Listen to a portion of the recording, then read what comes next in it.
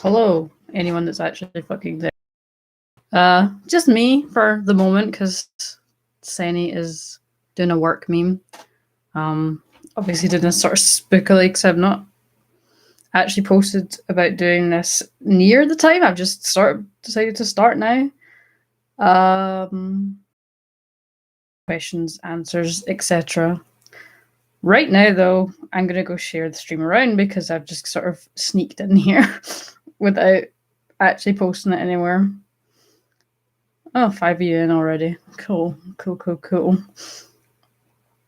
But yeah, just hang out in the chat, say hi to whoever the fuck's there, so that I know who's there. And I will go and be a good... See, usually I have another person here, so it's not so ignorant of me to be like, I've got to go and post this in places. But now I am. Shoot, there's a lot of new people in here. Some of you I do not recognize at all, unless you've all like just changed your icons and your names just to confuse the fuck out of me. Oh, I'm posting on Twitter just now. If you don't follow me on Twitter, you should, because I rant on there a little bit more than I do on the channel, I'd say, because it's a good place to vent. Oh, no, there's some familiar faces. So many bees in the chat. This chat is the bee's knees.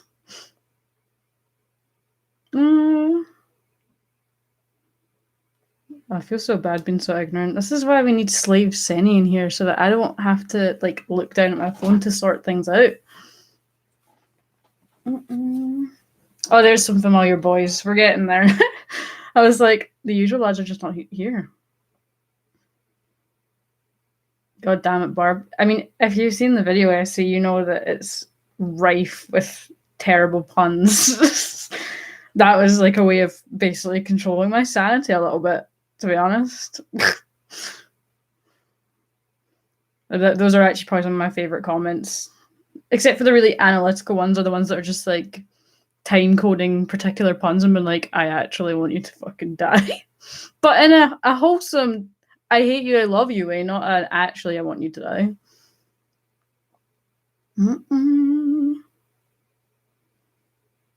God, don't you hate Tumblr?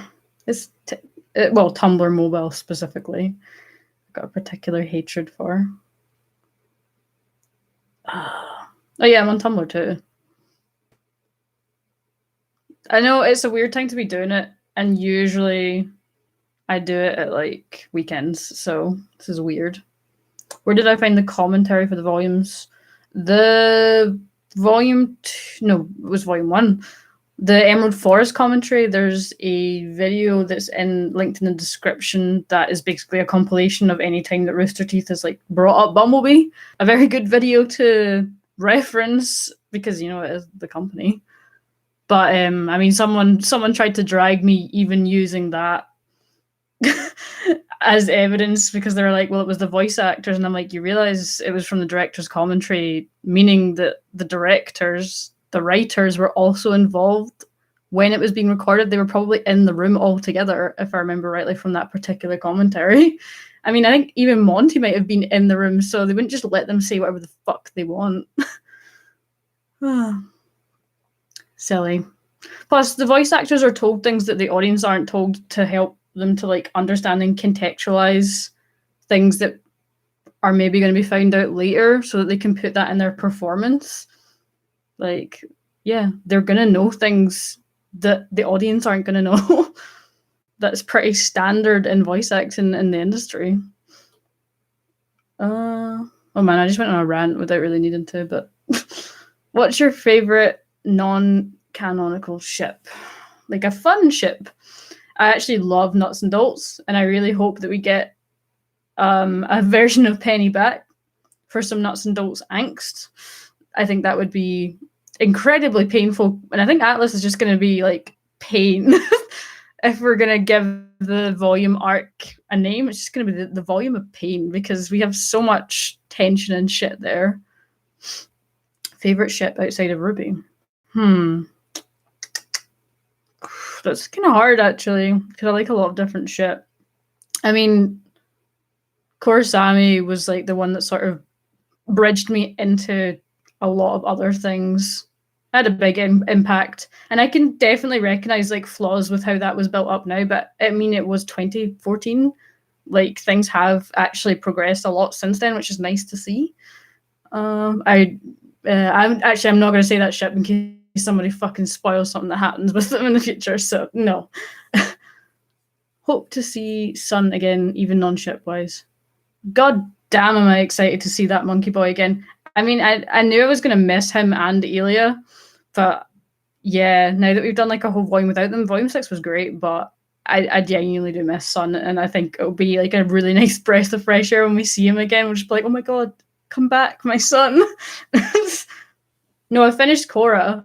I was going to bring up another ship that I like, but then it's Attack on Titan, and I've only watched the anime, so there's going to be significant spoilers in the manga that I don't know about. So I don't want to say it in case someone's like, this thing, and I'm just like, fuck you.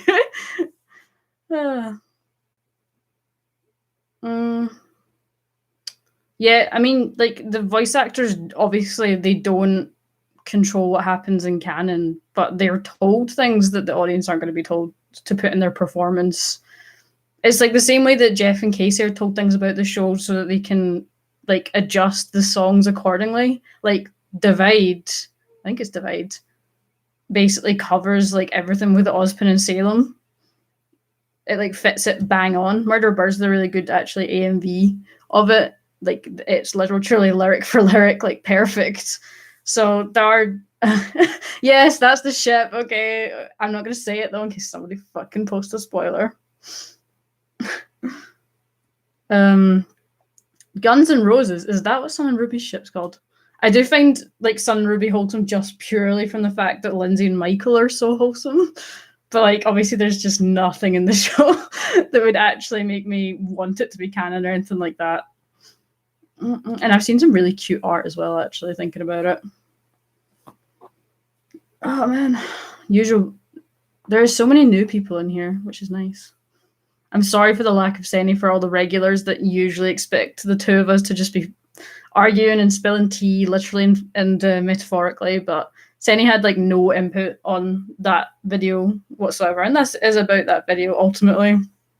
So, in fact, the only input she really had was when I was making the thumbnail, I was like literally blending the back behind Blake and Yang just to make them stand out, and I was like, does this look better as a black blend or a white blend? And she was just like, oh, the black. That's it. That's the only input she had.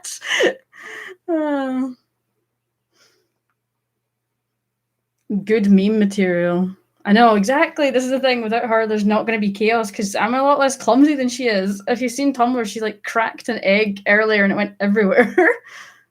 The room also looks empty because if you do follow us, particularly, we are moving very, very soon now. I think we're going to have maybe one more video recorded in here, but that's it. I have not, but I've sort of been like looking. I've been sort of mixing up my viewing on YouTube a bit, and I do really, really like video essays of that kind. I think I did watch one that was really good that was like basically that all characters should be bisexual, but it wasn't really arguing that all characters should be bisexual. It was basically saying that you shouldn't close the door to those opportunities in the story. Like if the story naturally goes that way, like don't put up a barricade to it just for the sake of someone being straight or someone being gay. I thought that was really good. I would love to see Blake with like sort of Bob. I've seen some really nice pictures in art that she has it like just here, and it's nice, and I could see it happening actually. I can see them having pretty drastically different looks for Atlas. Yeah, I'm really, really excited. I think they're going to drop the concept art for the volumes because they're definitely getting the costumes. I don't think that's in doubt anymore, but I'm sure they're going to drop them at RTX Austin, which is going to be terrible since we're there and we'll probably all die. I hope that they have like fur in their outfits. I want to see Blake with a sort of fur collar like Gira. I think that'd be that'd be great. Oh, and Weiss. Weiss get a fucking haircut just so that Lissa doesn't have to fucking wear that ponytail and break her neck every time she cosplays Weiss. Actually, just spare like all Weiss cosplayers of that pain, please. Tattoos on Yang would be beautiful. All right, now that we're like 10 minutes in, you can shoot me some questions about the actual video. We'll probably jump into more sort of just general Libby. That's so bad. We'll probably jump into more general Ruby content, but if you guys have any like specific questions about the video, like how I went about structuring it, anything that you want me to like expand on, how like the reception to it, etc., shoot. What do I think about the term canon? Well, I very specifically stated in the video because I knew, and obviously, it's so obvious that some people didn't watch it all the way through just from their comments because I addressed most of the things in the comment section. That's why it's so fucking long, is because I didn't want there to be basically any way to argue against. I mean, you could argue against it, but I didn't want someone to be like, you didn't cover this thing. So for like the canon thing, I made sure to specifically say I don't think they're canon because they're not canon. As in the video, I said they're on a very clear path to becoming canon, which I think is a fair statement to make given everything we've seen so far. How long did the research writing process take? It took me like 2 weeks to write. I just sort of went into it on and off, and I rewrote like certain sections, but I just wasn't happy with it. I re-recorded the voiceover a couple of times. And added things along the way. Sometimes when I was recording it, I was just tired. And then other times I was like really fired up and you could like hear the difference. And I was like, oh God, I'm gonna have to record this all in one session if it's gonna be sounding the same. Yeah. The research didn't take super long. And I do have like a background in like TV and film studies. So there have been things that I've noticed throughout all the volumes that I already sort of had in the back of my head. So when it came to writing it, it was not a case of me being like, oh, I need to rewatch every volume and just pick out every Bumbleby moment. I had like specific things in my head already that I was like, I've never seen anyone talk about this. What if I put this all together? Like there's specific things. I think Tumblr and everywhere else like can be guilty of existing in a vacuum. So I don't think a lot of people had seen some of the evidence, which shocked me. Like so many people hadn't made the connection that Adam was the cursed rose from Beauty and the Beast, and I was just like, oh, okay, that's really cool that you guys didn't realize it. But yeah, someone made an interesting point that actually Adam is the cursed rose, and personality-wise, Gaston, he's basically representative of the forces that work against Belle and Beast in the film, which I was like, actually, that is a quite nice way of putting it too.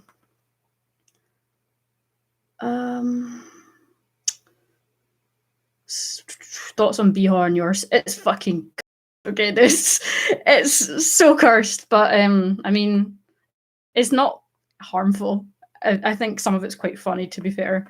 So I don't have a particular problem with it. I'd rather that sort of stuff than like people going at each other's throats. Nothing wrong with a Bihar meme.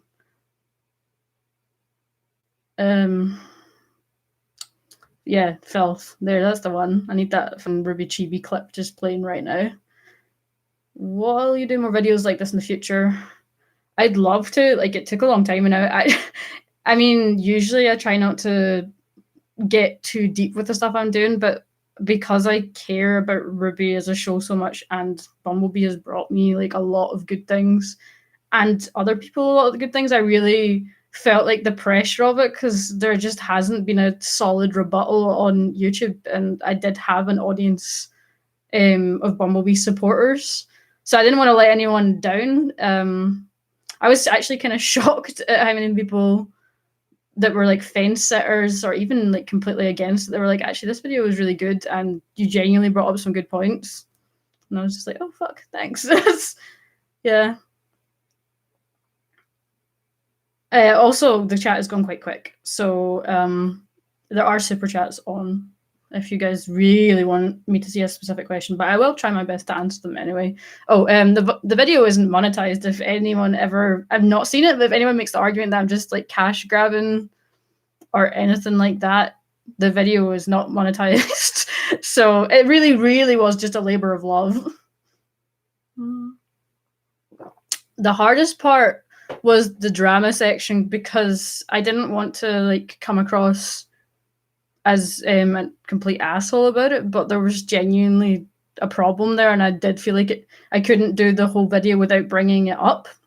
I mean, some people probably never even seen some of the shit that I put, like people like calling for Aaron to like lose her job, shit like that. Yeah, and I'm always staggered at the fact that people like haven't seen that clip of Monty talking about queer rep. I mean, there was people in the comments that outright refused to watch the video, but then were like saying Monty wanted them to be a sisterhood, and they're definitely straight because of that, even though sisterhood doesn't actually mean what they think it means. And here's a video of him talking about the complete opposite. The thing with Aaron getting hate on didn't surprise me, because as soon as Aaron was no longer useful for what they were trying to say and was like countering what they were trying to say, suddenly she became more of a problem, I think. You know, part of me would sort of like to tackle the whole Adam thing. I think, interestingly, that was one of people's like main problems with Blake and Yang, was purely because of what happened with Adam.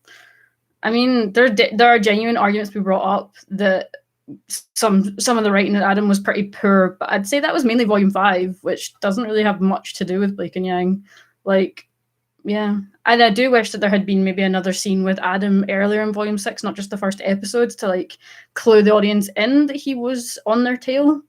Maybe him like in the forest near Brunswick, something like that. But that's not like a complete killer on what happened at the end. It just would have been nice.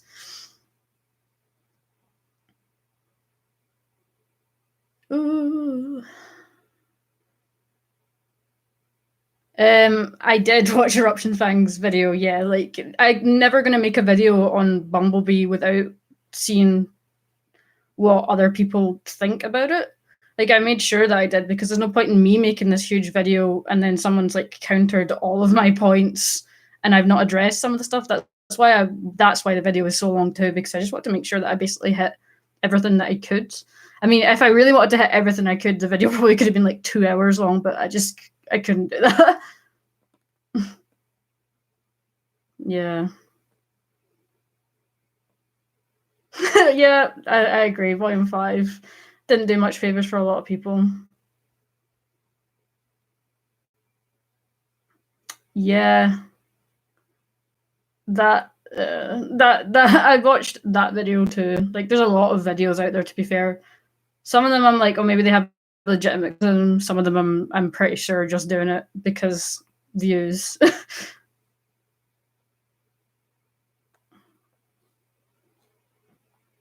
Yeah, it was called Slow Burn Romance. Like, that's why I specifically brought up the fact that people said, what if Bumbleby was the plan? Like, why didn't they just make it canon after Volume 2?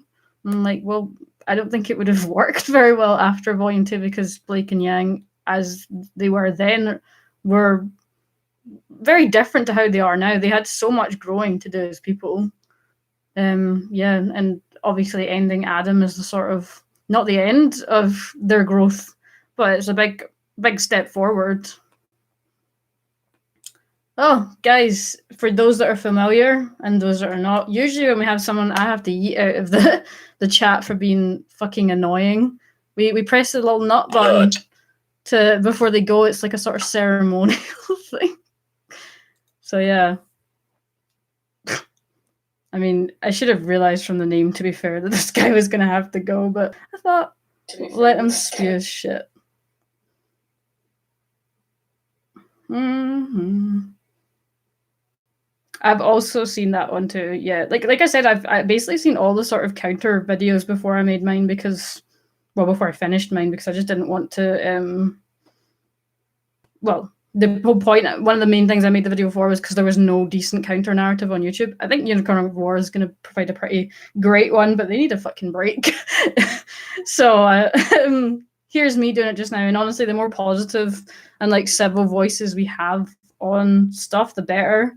I think that's what's like swayed a lot of people, is I never like went into the video and like insulted people or dragged other commentators because I didn't need to. Like, I think the arguments kind of spoke for themselves. Yeet. It's fine, man. We're all here for the puns. And there can never be one of these streams without us throwing someone. Blake is abusive. Yeah. I don't think that holds up in the context of what happened there. I mean, I was not happy with that in Volume 4, but given Blake's history with Adam, I don't know. I feel like it muddies the waters a bit more if you actually look at her background, and obviously what Sun had done was not great either.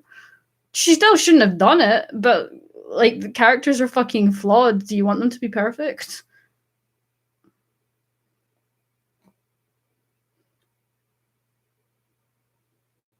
I don't think they'll jump right into Bumbleby. I think that'll be pretty slowly developed in Volume 7. I mean, I've seen a lot of people talking about a potential dance in Atlas, because Atlas is high society. That's a good time to have that, like a covert sort of mission would be fucking cool. And obviously that would be a nice little throwback to Volume 2. Oh my god, you're listening to me in work. That's fucking dedicated. I'll try not to press the nut button too loud.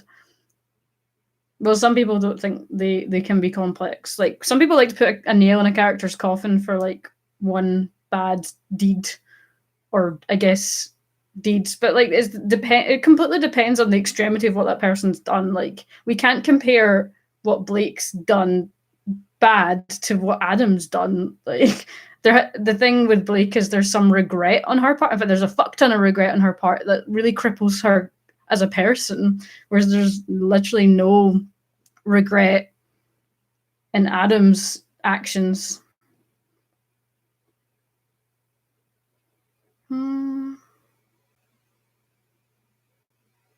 Thank you, Kaya Wolf. This is the thing. Like, I think if you opened yourself up to there being romantic, the hilarious thing is that people think that their opinions are fact in the comment section, which I found really funny, is when they were saying, but there was nothing romantic there. And I'm like, well, in your interpretation, there's nothing romantic there that is platonic, which is fine, but that doesn't dismiss other people viewing there as being romantic coding either.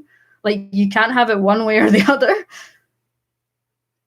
And if you did happen to notice romantic coding, then yeah, then you saw more build-up. Of course you did. But if you just were never open to the possibility and were like, it's all platonic, then you would just miss a lot of it. Like, it depends how you frame things too, obviously, and your own biases and experiences do impact a lot of how you interpret media. The character shorts, well, I mean, they kind of realised that the last time with into that fight with Blake, I just wish that we'd had another. I mean, we had clues. The caboose open, obviously Blake seeing him. I just wish we'd seen something else.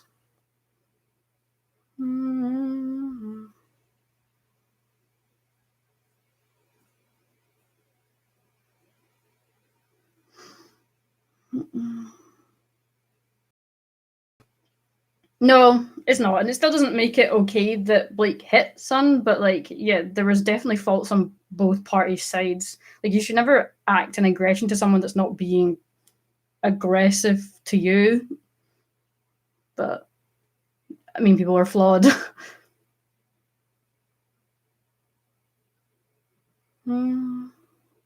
That I know look was hilarious. I've literally had that look from my sister, and it's just like, fuck. Yeah, I've been having some pretty good chats with like Hammer Time and Unicorn of War of recent, which has been interesting. Because there's very obvious divisions in the fandom just now, like very big divisions. I mean, there's obviously, you've probably noticed a lot of people are saying they're leaving. I don't buy that people are going to completely like drop the show. They might just continue to hate on it from a little corner and have a little hate circle. Don't know. I mean, hate's a pretty powerful thing, and it gets views at the end of the day. But yeah, I'm still feeling pretty positive about things going forward, especially after this video. I feel like there was actually a big silent majority that didn't really say much about shipping at all, that really appreciated the video. So yeah, I think there's actually a lot more positive people in the RWBY fandom than we actually take account for. They're just quieter.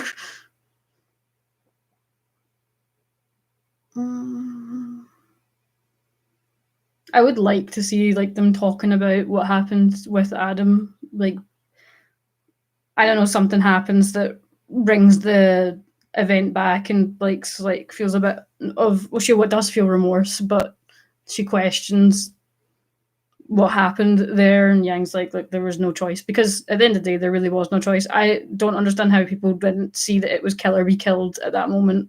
Like, are you telling me that if someone was running at you to pick up a blade on the ground, knowing that all three of the people involved were vulnerable, and this person had already tried to kill you multiple times, that you wouldn't pick up the other blade to defend yourself? You're just gonna like stand there? That's just crazy. Yeah, but they can shit on RWBY from their little corner, like, just don't give into it.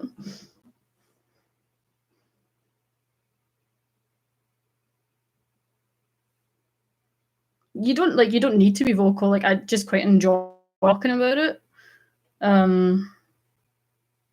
But I also think there's a lot of people that don't watch RWBY that go onto those videos, to be honest, that have watched it and have dropped it like a while ago, but just enjoy shitting on it. So come back when they see that other people are shitting on it to join in and have their opinions validated.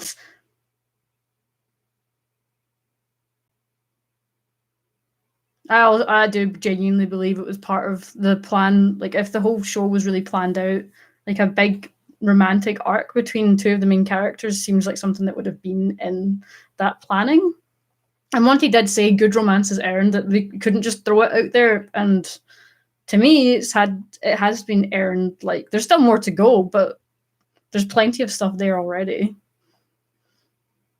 Yeah, don't let other people ruin the shit you love. And it's really hard. Like, my brain's been a bit melted by the last couple of days, because as much as there's been a lot of positivity, there's still been absolute dickbags too that I just can't help but respond to, because that's just who I am. I think it's a Scottish thing, but I want to have the last words. And yeah, I've not that I've been like having nightmares, but I've not been sleeping properly because my brain's like so wired. You know that way when you're like angry, you have adrenaline. So I've not been able to like switch my brain off, which is pretty bad.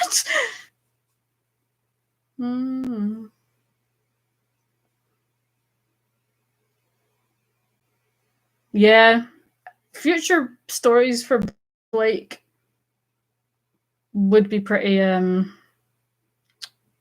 interesting for Atlas. I do feel like it's going to have more of a Faunus focus. It's whether she she goes back into the White Fang route of things, which I feel she inevitably will when all the relic shit is sorted. But I feel like those two things might end up tying together a little bit more, because Salem, she's got her flying monkeys, but I still don't think she could take down Atlas without something happening internally, which is why I think Watts is stirring shit up there, which could be something to do with the Faunus, because if the Faunus are so like badly oppressed in Atlas, then they might rise up. Who the fuck knows?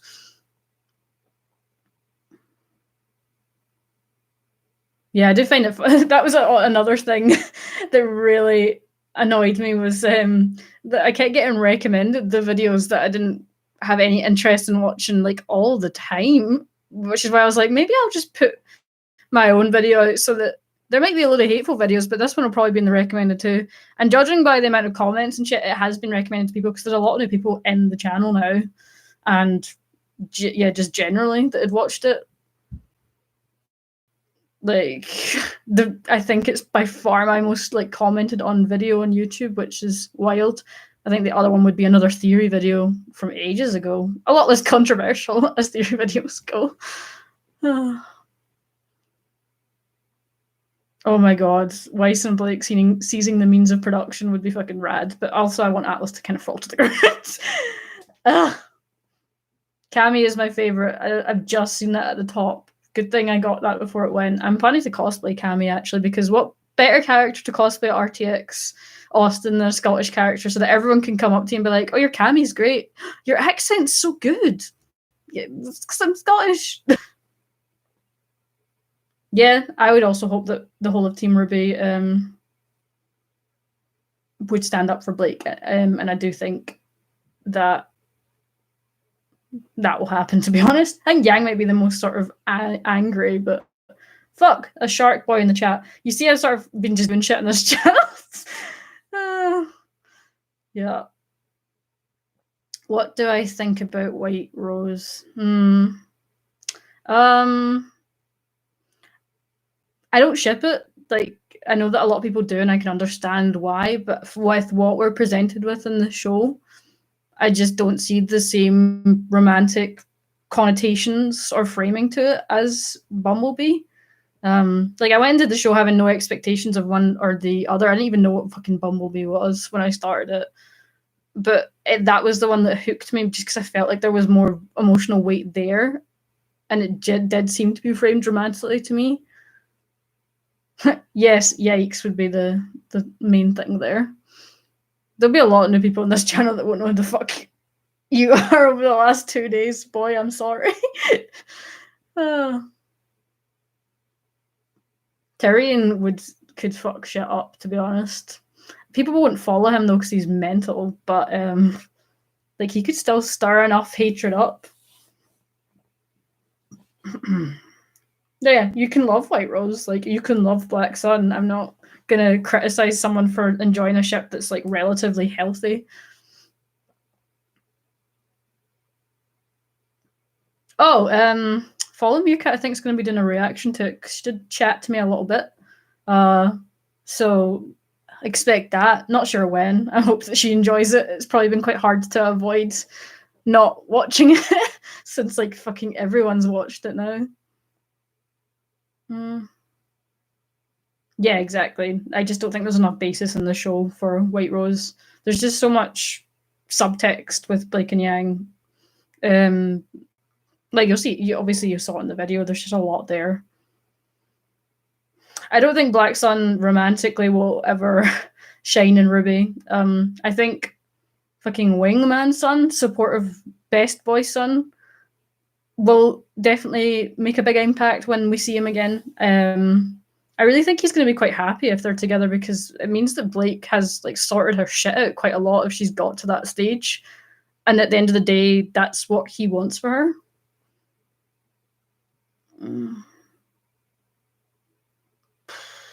It's hard to say with Adam, because I feel like they sort of fucked him up in Volume 5. But you can't undo Volume 5, unfortunately. Like, you can improve from it, but we can't undo it. And I feel like that sort of fucked his character more, because he got slapped to the ground far too easily. But I don't think Volume 6 particularly did. I just wish we'd had more moments or hints or clues that he was like following them, but that's kind of it. Like, Adam's always been someone that wants control in his life because he didn't have control before with what happened to him with his branding. Yeah, he obviously was someone that had a pretty horrific time when he was younger, and that made him hateful. And obviously, being hateful, he wanted to take revenge on humanity, and what better way to do that than to get a bunch of faunists that are oppressed and misguided to follow you and be a weapon against the people that hurt you. Well, perceived to have hurt you. Obviously, collectively, they weren't responsible, but like, in Adam's eyes, they are.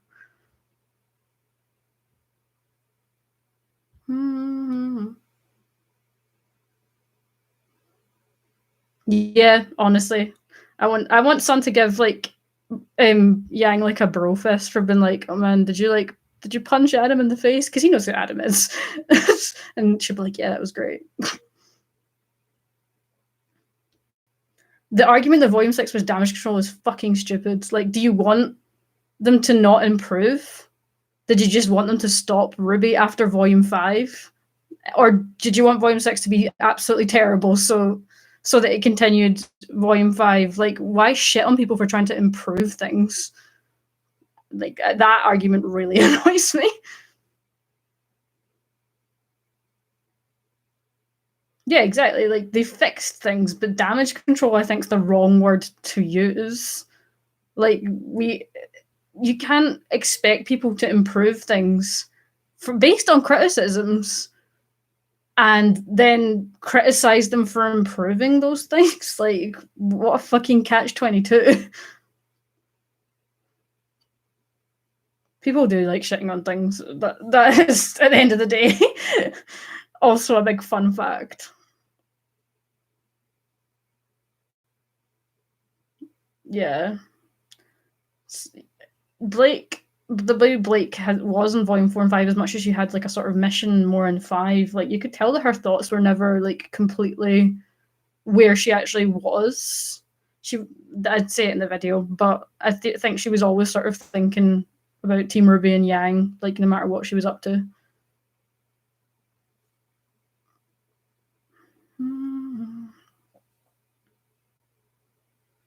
Hello, Ruin Phoenix, an actual lad that I know too.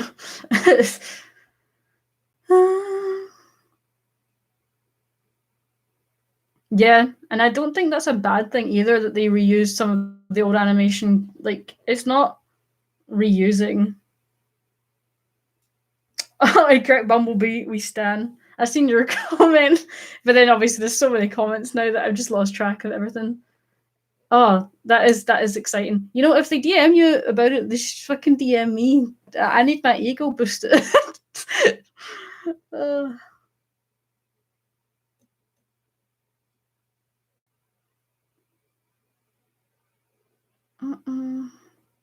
I think Salem will be defeatable? I think she has to be, but it's more the manner of her defeat. Do we like degrimify her and she suddenly is like a normal person again? They only reuse like 4 shots, which is fine. I don't even have a problem with them reusing shots. Like I think it was actually pretty nice that those never went just like in a trash bin. They fitted better now within the story, so it was really nice that they actually did use them.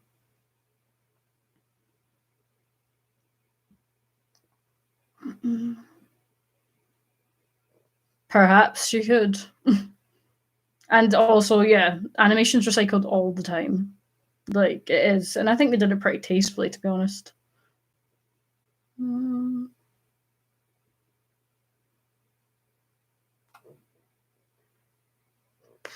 I don't know if she'll be confused. I think she's going to be that sort of awkward way where, like, you know that you like a person, but you're not sure if they like you back. But like every fucking sign points to the fact that they do. But is that it's that sort of awkward tension where you don't want to fuck things up because you don't know what they think, but also you're pretty sure they do. It's a weird one.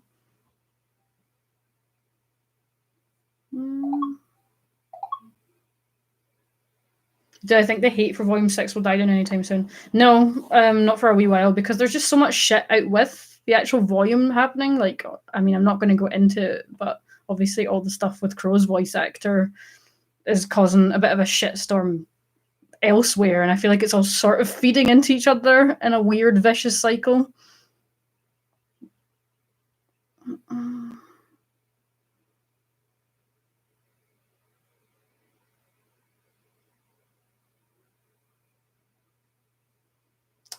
Yeah,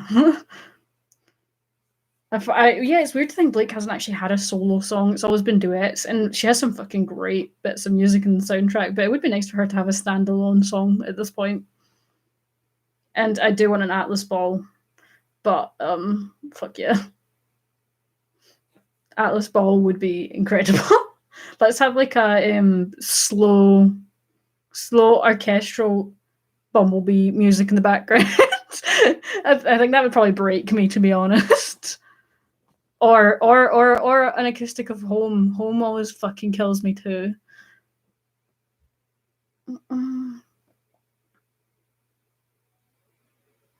Who do you think will kiss first? I really actually don't know. Like, yeah, bleh. Blake seems more forward just now than Yang, but I feel like Yang's a big awkward gay, to be honest. So I don't know if she will. She's kind of like me, like an awkward gay to start with until she actually like is in the relationship with the person.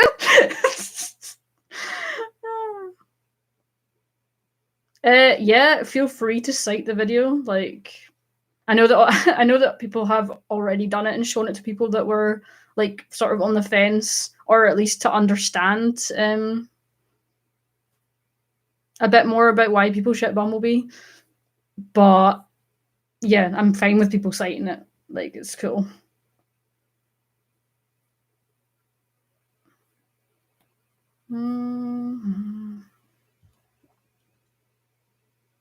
Which song from the volume are you looking forward to the most? Indomitable, I think, will break my fucking heart. So yeah, give me that.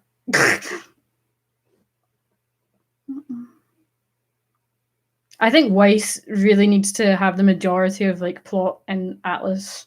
I think Blake potentially too, just because of the faunus shit, and I feel like Ruby and Yang will take more of a backseat, which I'm fine with for the Volume 7 arc in Atlas, because Weiss needs it to be her volume.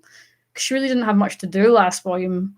I would fucking love if we had 2 volumes in Atlas, actually. I mean, we can have people like go to Vacuo, we can split people up a bit, change up the dynamics.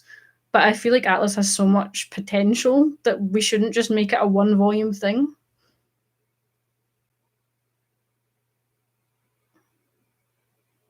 You're giving me life with your laugh. I do laugh a lot. I laugh when I'm nervous, like, as well, which is stupid. Which is why in a lot of our reactions when really terrible things is happening, like, I'm like shocked and then I sort of smile, but it's because that's literally my reaction to terrible things.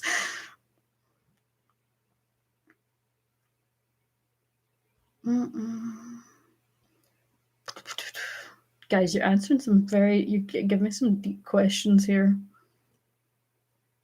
And a Schnee Civil War would be rad. I'm trying to think of specific things from the video that. Actually, there's a great question. What was like your favorite section in the video? Because it was fucking long, and I know some people have complained about it being long, but it needed to be, I feel. But yeah, if anyone has specific sections they enjoyed, that would be pretty interesting for me. Because if I'm going to do video essays going forward, I've done a couple in the past. But it would be nice to get some feedback on what particular bits were good. I can't believe how many new people are in here today. No, don't get the fucking Switch chat in here, please. Was that incorrect Bumbleby that started that? No, it wasn't even. Fucking hell. I love how I asked you guys to give me a specific section, and now we're just in discourse about Blake and Yang topping. Oh yeah, enjoy it. It's long. It's so long.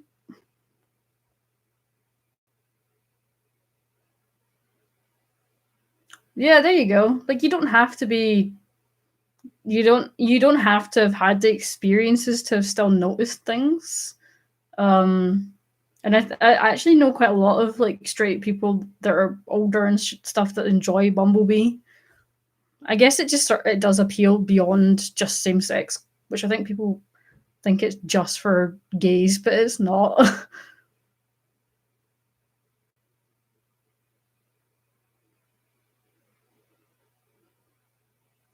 Yeah, I mean, I slammed the Beauty and the Beast parallels in right at the start, because I was like, I could do a section on this, but honestly, it's one of those things I don't feel like a lot of people actually think about all that much. So I'm going to put it in right away. Right. Oh yeah, the puns were pretty quality. You know, the sections never actually had titles. But then when I was like re-editing some bits, I was like, oh my god, please, please put stupid bee puns in all the video at the start of the different sections. Yeah, there you go. Like, it appeals beyond just its gender, I think. Yeah, I had to address the team dynamic because it's something I see people say all the time about. It's one of the main arguments against Bumblebee I see, other than that it caused Adam's death needlessly. But that's the other main argument I see. Mm-hmm.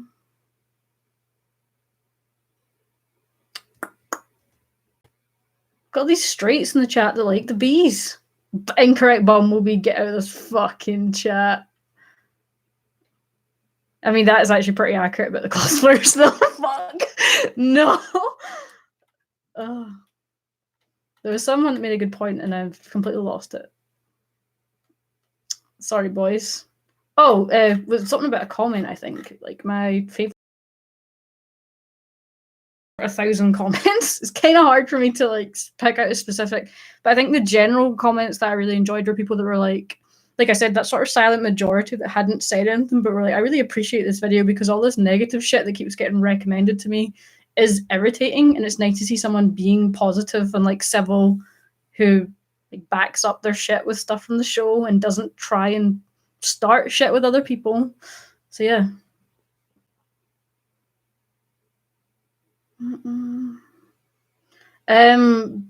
Because Adam doesn't fit any of, like, the sort of beast stuff in terms of the actual original story. Like, obviously the whole bull thing, I suppose you could see as a beast thing, but he's far more Gaston in personality, and in his actual role in the story, he does fit the role of the curse a lot more. And to have had the rose as his symbol, because the rose isn't symbolic of beasts in the film. Like, that's not who he is. That's like the curse that's placed upon him. So that's why I felt like he was more the rose. Yeah, I mean, you can't do a video essay about gays without bringing up heteronormativity, and it's not like the worst thing in the world to bring up. I think people like think that it's a terrible thing to accuse someone of being, but we're all guilty of it. Like, of course we are. It's been ingrained into us since we ever watched anything. It's just like actually acknowledging it and realizing that we're all guilty of it and susceptible to it, I think, is the difference. Rather than being like, I can't believe you would say that. Do you think I'm, like, homophobic or something? It's not the same thing.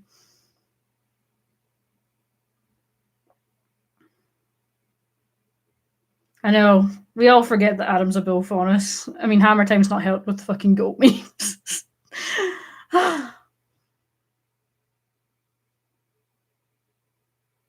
Goat.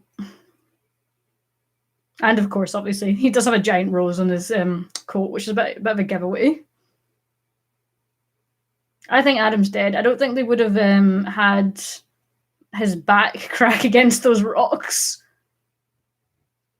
Like, that just wouldn't have. It wasn't necessary if they were ever going to leave the possibility open. Like, that was the thing that really killed him, I think, was like his spine is broken and he just fell into water. That's him gone, I'm afraid.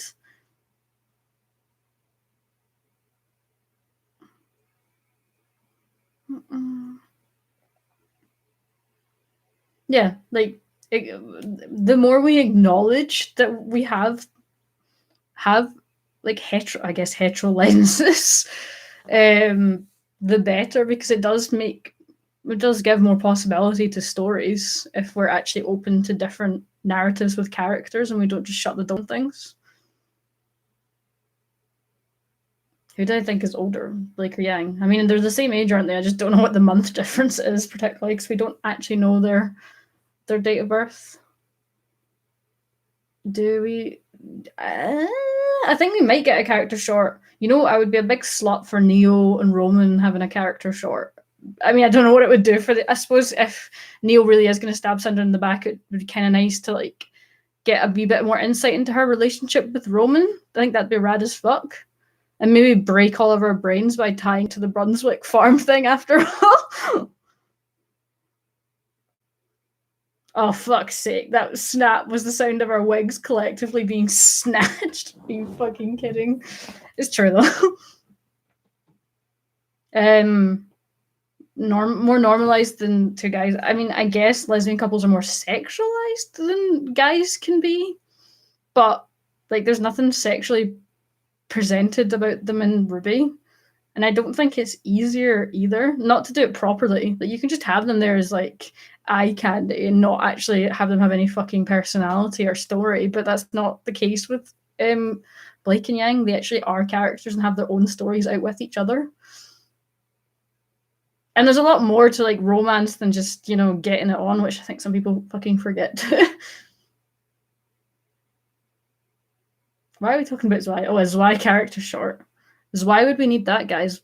Why is very, very, very fucking well developed at this point. We don't need to know anything more about that boy.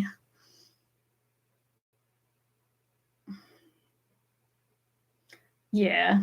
I know the Ruby's like close to 18, 19. A Cinder character short, you say? I mean, it would be nice to have Cinder's motivations, you know, because we still don't fucking know. I'm sure it's like she wants power, but like, why does she want power? Because power for the sake of power is just kind of boring, especially in one of your main villains. Certainly, with not without like an actual explanation as to why she wants power.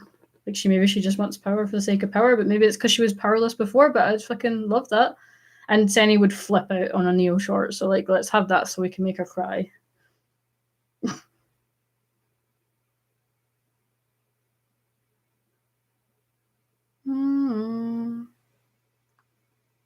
Are we talking about Adam's age? Sort of not ever confirmed, but like heavily hinted that he's quite a bit older than Blake is, which is a little bit concerning. I don't like making her cry over Neo. If you know Senny, she cries at fucking everything. So, yeah. There's not much I can do about that one. Literally, she called me earlier because she'd cracked an egg and like got it everywhere and was like, "How do I clean this up?" And I was trying to get to work and I'm like, "Stop freaking out about an egg." a lot incorrect Bumbleby. I mean, we're also planning to like do Game of Thrones reactions, but probably not put like the full. No, definitely not put the full thing on YouTube. The full thing will probably go on Patreon, but like we both fucking love Game of Thrones, and it's the last season, so the tears are going to be shed every direction.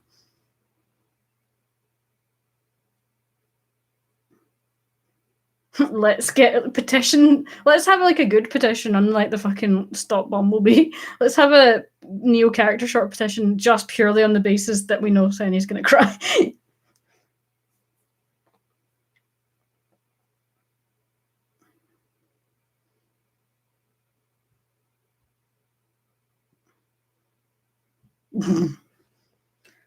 Lesbian titillation, yeah. Like, there's definitely good examples of that in shows where it's just purely used to draw a male gaze, but like Bumblebee's never framed that way. And just the way Rooster Teeth is as a company, they just wouldn't pull shit like that.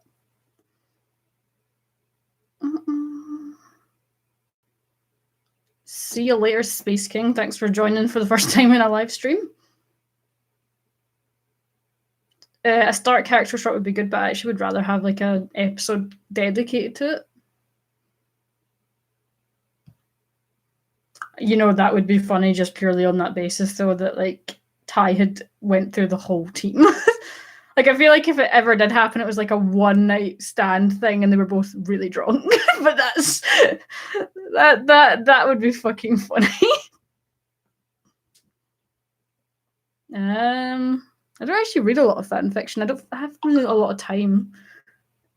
I spend a lot of my time editing for like stuff out with YouTube, and then I edit for YouTube. So I do prefer to try and not be doing things online all the time.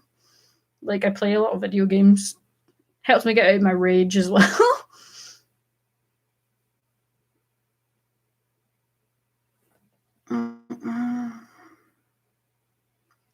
Yeah, it is nice to have some fresh blood in this stream, because usually it's just. I mean, actually, I enjoy the regulars, but it's nice to have a bit of a mashup of people.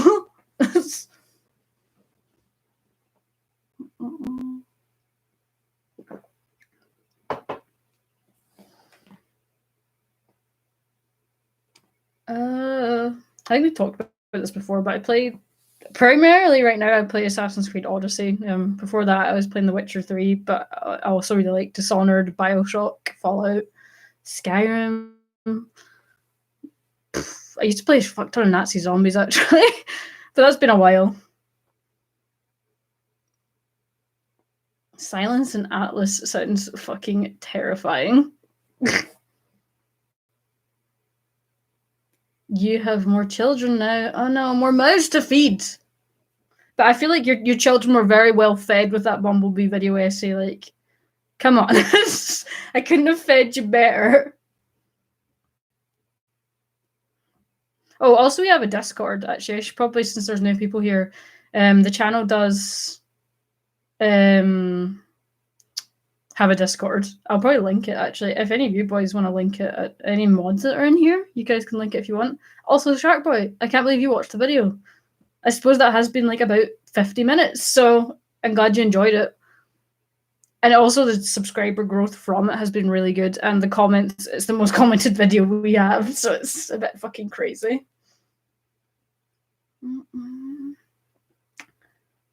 Overfed children. Let me see if I can link this in the chat. I know that sometimes it can be a bit weird. Oh, also, we're pretty close to 7K subscribers, which is nice because we passed 5K at some point in Volume 6, so we've grown like 2,000 from like halfway through Volume 6 to now-ish. So that's nice. Me trying to fucking find... What am I doing? Oh, I'm getting the Discord. Wait, you're not a mod. Oops. That's bad. I would love to do more videos in this style. It took me ages and has sort of stressed me out a little bit, as much as I enjoyed it, because I knew it was going to be a big deal. So I think there'll be more in the future, but topic-wise, I don't know if I'd be willing to like dive into something as controversial, I guess. Don't know. I feel like it just needed to be said because of. But I feel like if I did like an Adam video, it might be even worse.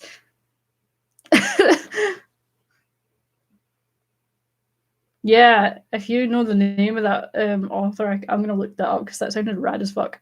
Now let me try and post the Discord link for you new boys in this year chat, so that you can come and hang. I really like angst. Whenever I did fan fiction in the past, it was angsty as fuck, so I don't mind reading angst. Oh, Jesus Christ. Maybe I should turn my sound on my phone. Right, hopefully this works. Let's see. I mean, I can't see it on my screen, but did the Discord link just appear?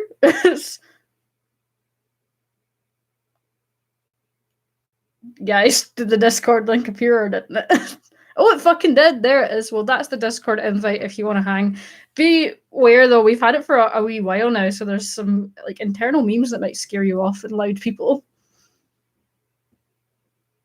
Exactly. Like, you can't have such a one-sided discussion on the album recently as like there really hasn't been a rebuff of anything. So people have just been living in a bit of an echo chamber. Although, hilariously, there was a comment that was like, I can't believe you fed all the egos of Bumbleby shippers, but and you were civil. How dare you be civil in this video? Because now they're going to point to this video and argue with other people. And I was just like, are you seriously annoyed that I've been civil so that people can like cite this when they want to argue with someone? Like, it's not like it was a complete rant. No, insane. Yes, please be nice to them. People that are in the chat that are in our Discord, be fucking nice to them, okay? And if you don't follow me on Twitter either, you should. It's a fun time. Well, it's going to be flooding with people because there's a bunch of new people in this chat. Favorite Ruby character? Yang. I don't know why I had to think about that. Yang is just my homegirl. I relate to Yang very hard. When me and Senny started dating, she was just like, you're literally the most Yang-like person I've ever met. So me and her, we're very similar in a lot of ways. Don't have the same abandonment issues, thank God, but like personality-wise, we're pretty close in terms of motherly and whatnot. Sorry, but we have to let other people in, boys.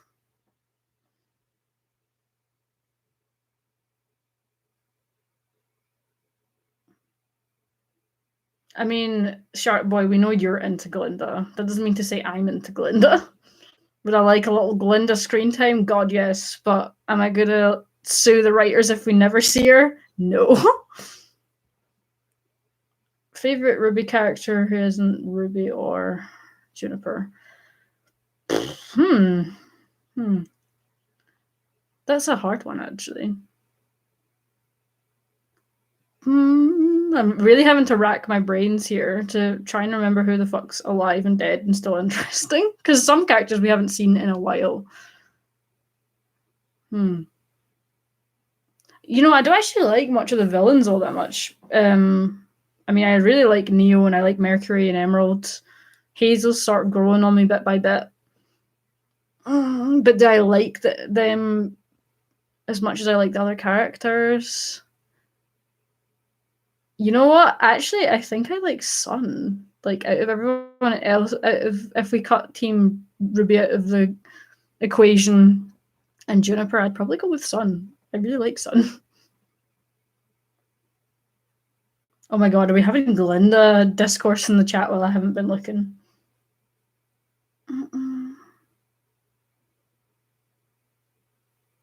Blake runs from the White Fang. Oh my god, that sounds like a Beehaw fic. What the fuck?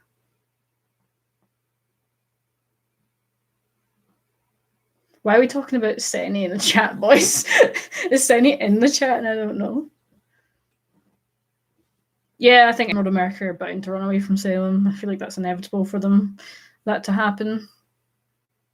Yeah, it's a big misconception amongst Bumbleby shippers that they don't like Sun.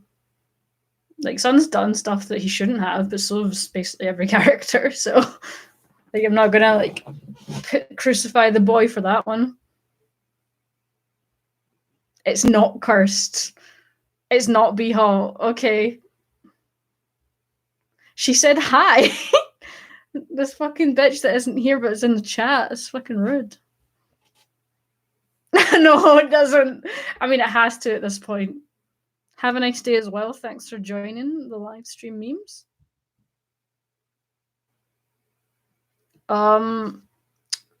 I don't know if I'd react to an AMV, but like I do fucking love AMVs. So like if you've got ones, send them to my Twitter, which is Xiaolong YouTube 1. Link them there and I will watch them because I really do like AMVs. I've made a couple in the past. Okay, that is your opinion, but my video counters that pretty heavily. If you've not watched it, then fine. But if you watched it and came away with that conclusion, I guess I wasn't going to convince you anyway.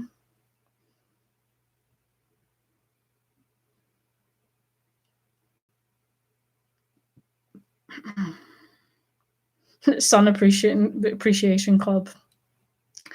In this house, we stand Sun Wukong. Yeah, Verb's tweets are just fucking funny. Oh yeah, I'm still amazed at how many people didn't realize that the rose like was symbolic of the curse for Adam. Like, yeah, I didn't think it was that big a thing, but everyone seems to have went, "What the fuck" over that? How did I not notice? So that's kind of nice. What do you think about Adele AK? Well, most of his videos seem to be pretty negative, and I'm just like, just not into that sort of stuff.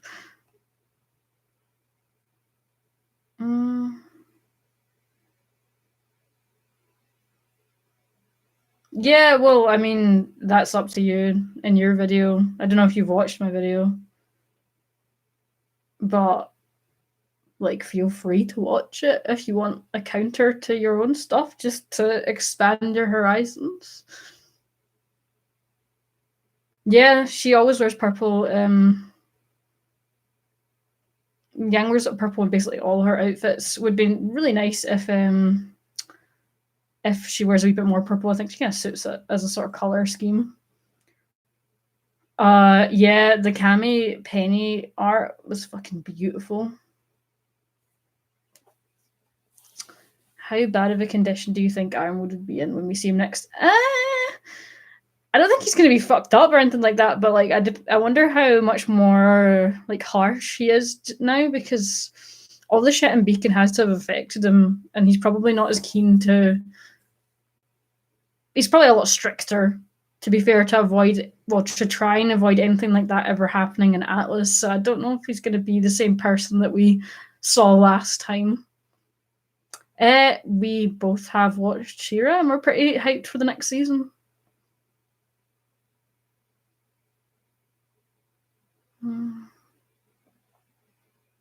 Yang's depressed clothes and the concept art that they showed at RTX had a B on it, but they changed it later to, what the fuck did they change it to? I think it was, they just changed it to her symbol. But my cosplay of that had the little B on the trousers because I thought it was too fucking cute.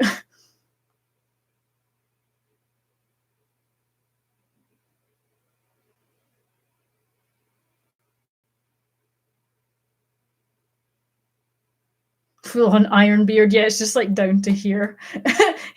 That would be crazy. Daddy Ironwood back at it again.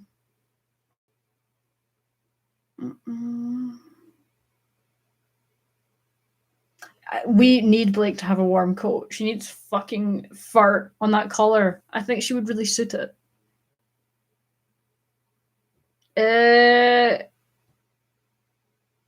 We might do some reviews. I think we're planning to maybe do reactions, but they were more likely to be like sort of a Patreon exclusive things. I think we might get shot if we try and put the full things on YouTube, but I'm not against like doing reviews because we do like it.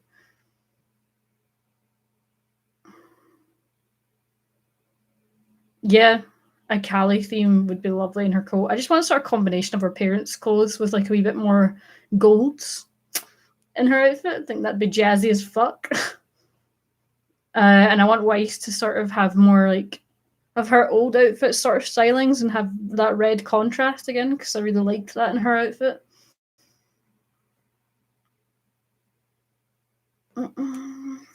Plus, all the cosplayers are gonna fucking love it, especially over here where it's colder. Having a warm Ruby cosplay, God, that's a blessing.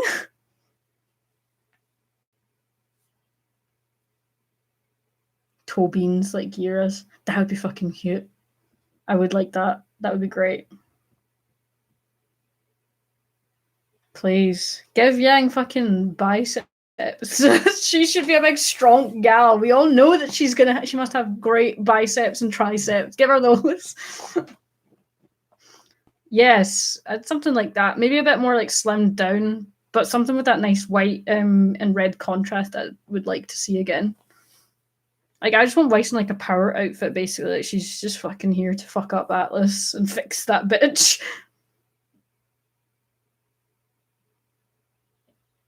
Yeah, because I feel like Yang would have some pretty serious abs and arms. Like, she's such a physical fighter. Like, she's gonna have to be pretty built without her semblance. That's true. But I feel like Neo's just fucking cold on the inside, so she doesn't feel the cold. So I'm gonna accept that one as a pass. Mikasa abs for all. There, that's the fucking one. Because her abs make sense. Because in that world, they must have to be really fucking fit. So abs make sense.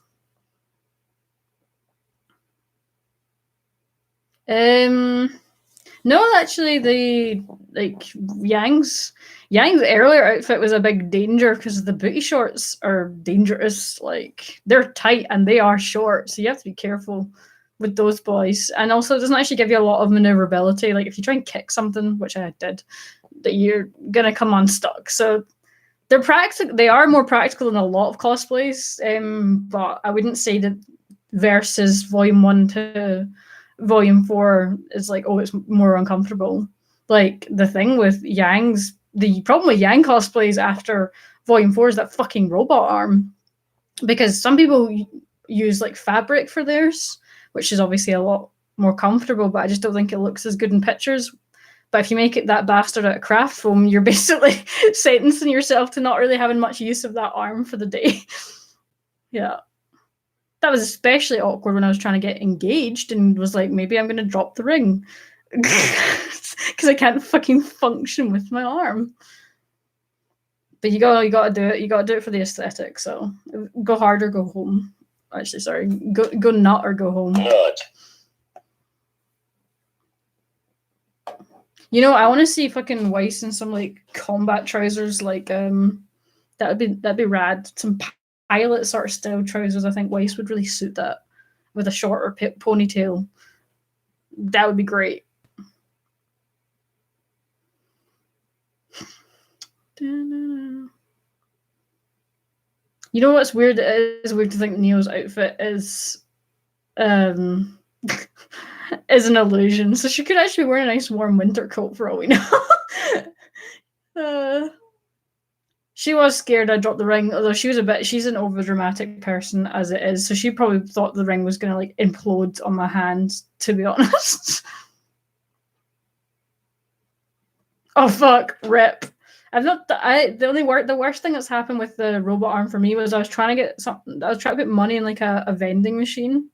And I just couldn't get like my change out of the slot. It was so bad. Oh my gosh, give Blake a beanie, please. The Yang zippers. Yang has a lot of fucking zippers. So do a lot of the characters, to be fair. I mean, I think actually Oscar has like so many belts on his outfit. That's going to be a nightmare for cosplayers.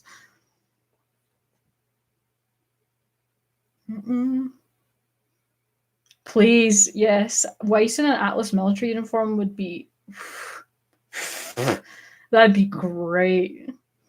Plus, it would help her blend in a bit. Adam actually does have more zippers, you ain't wrong. You know, that is a big thing that I'm wondering is like... will Blake actually cover her ears in Atlas? I'm not sure on that one. I hope she doesn't, but like maybe for the sake of the mission, she might. Who the fuck knows? Yeah, see, if you're a Ruby cosplayer, make sure you have someone to help you like get that shit on, because you always need somebody to help you like do a buckle or a belt or some shit that you just can't reach.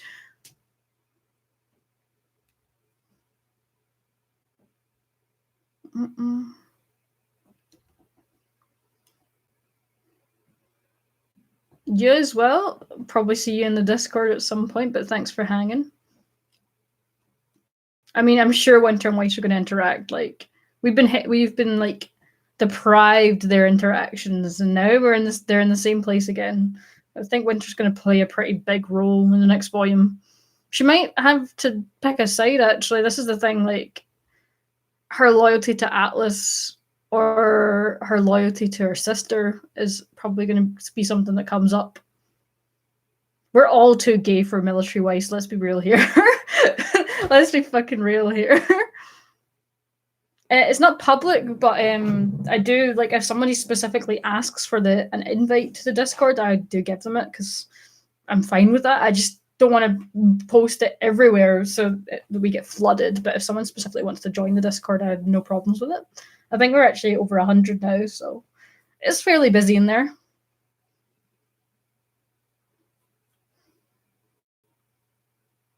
Yeah, that would be nice.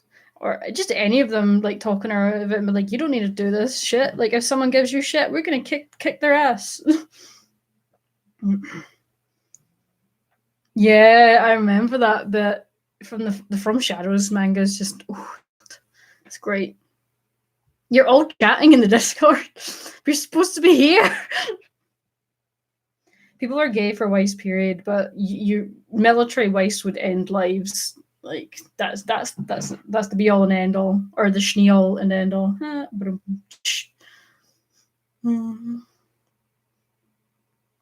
Winter is bae. Winter is best bae. But I don't know what she'll do. I don't know what she'll do. I'd hope that she would choose loyalty to Weiss if it ever comes down to it, but who knows? Who the fuck knows? I can't believe you guys are all in that Discord. It's very rude. Blake's shoulders ended lives. Blake's shoulders did end lives. You're not wrong. I've not actually read the Iburn manga because I haven't bought the thing yet. I should have really pre-ordered it so I could have just picked it up, easy peasy. But yeah, I've not done that yet. I've not been spoiled though, which is nice. I've not actually seen much from the manga because I've just sort of actively avoided it because I want to just enjoy it for what it is. Now that we're like an hour in, I should probably randomly chat about like upcoming videos. We did record a reaction to Hammer Time's final crack of the volume, because I don't know why we don't do Hammer Time reactions, because we always watch them and fucking die. So that's coming out pretty soon. And the Genlock reaction is going to go out to Patreons tonight. It was slightly delayed because my brain's just been dead from that Bumbleby video. But it will be out soon. And then obviously Saturday the episode will be out for everybody.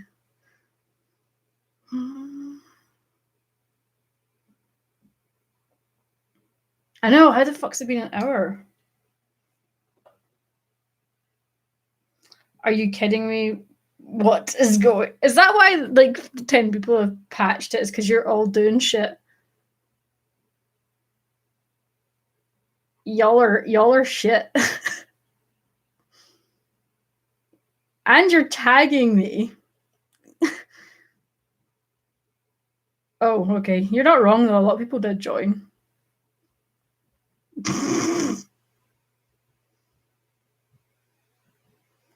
Nice. Well, enjoy that, guys.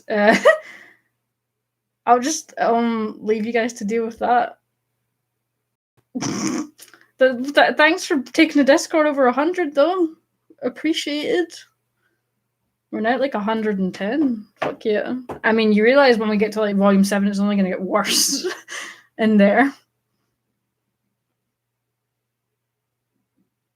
I think the actual are you talking about the manga anthologies, or are you talking about the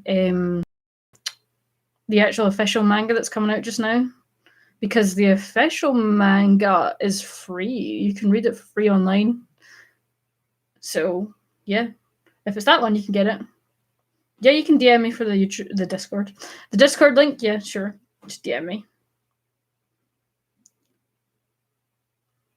I mean, we know that. We know that's going to kill all of us. We've accepted that. I think Atlas is just going to kill us on like so many fronts. I think it's going to be like the volume that sort of defines the show. If you look at volume 3 as sort of definitive of that first half, I'd say volume 7 is going to be pretty definitive of I guess the middle. And then obviously volumes 8, 9, 10 is the sort of end if we're going by volume 10 as like the last volume.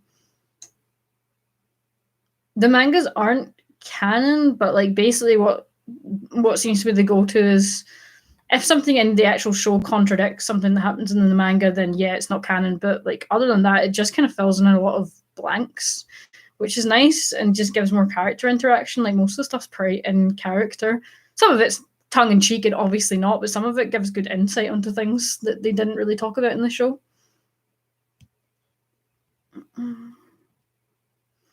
Are they doing Chibi? Like, I've not heard anything about a new season of Chibi. Are we getting more Chibi shit? I feel like with everything going on, there's just no time for Chibi to be worked on. Although, to be fair, I've found like the more recent seasons of Chibi to not be as great. I thought the first one was solid, and then they just weren't as good after that.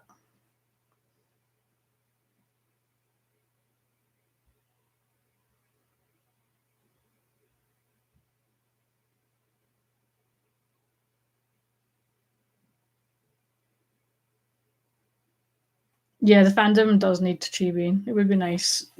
It would be nice for the hiatus for us to have something like that. 'Cause otherwise, we're starved of content to RTX Austin. So, and obviously, the hiatus is killing some of us. Clearly, this is not acceptable.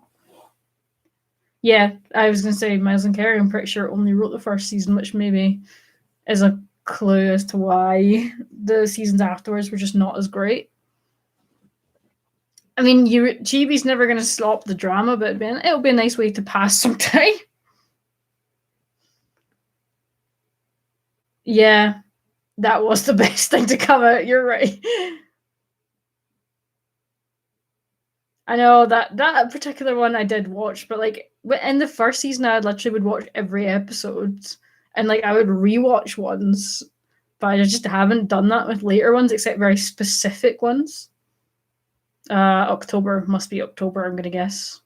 Not heard, obviously, but they don't tend to announce it for a while afterwards.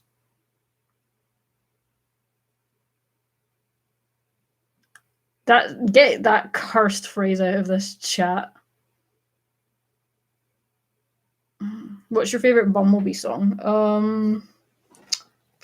I mean, it's Nevermore technically a Bumblebee song, I guess, but it's not like romantic. It's basically about like their actual story up to volume 6.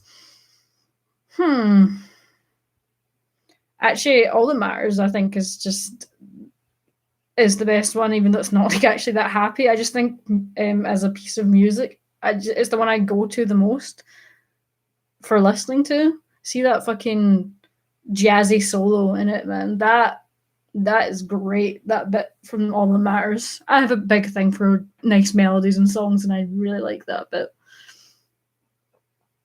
Debatable if Wings is a Bumblebee song. It fits them very well if you listen to it, but like I don't actually know on that one.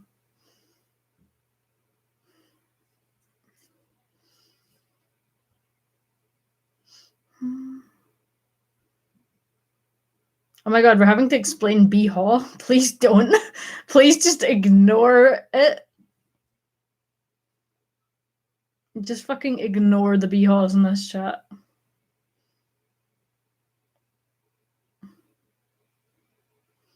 I can't believe we've had to explain that, though. That is the worst thing. So if we were gonna have like another video essay, if I was gonna do another video essay, probably not anytime soon because I need a fucking break. What sort of topic would you guys want me to cover? Incorrect Bumblebee, you're going in the fucking jail. Do you want me to nut button you out of this fucking stream?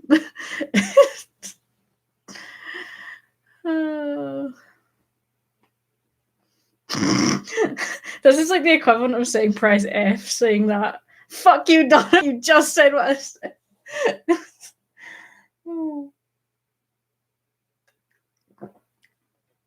None of us want no yourses in here. I love how easily you guys are thrown off. Maybe I should do a video essay or fucking movie video and like didn't act like it was a video essay about whether Blake or Yang were tops or bottoms, but treated it completely seriously, presenting like both sides. Oh, that'd be wild. Maybe I'll do that as a meme. But then I've got too many meme things I want to do. We still want to do Scottish Ruby. I think we're going to do something around that for Extra Life when we get to it. But we might do like an actual properly edited version before that because it would be fucking great. No videos on sausage rolls.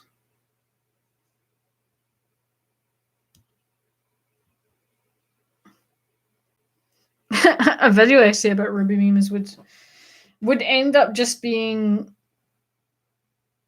literally just B-Haw memes at this point. The Adam one, I don't know if I even want to touch. I've talked to a couple of people about it. I think it's worse than like arguments with Bumblebee because people really, really thought Adam was something different to what happened in the show. Yeah, I don't know if I want to touch that one. I feel like Unicorn of War is going to do a pretty good job on that one, so I might just wait to see how that goes.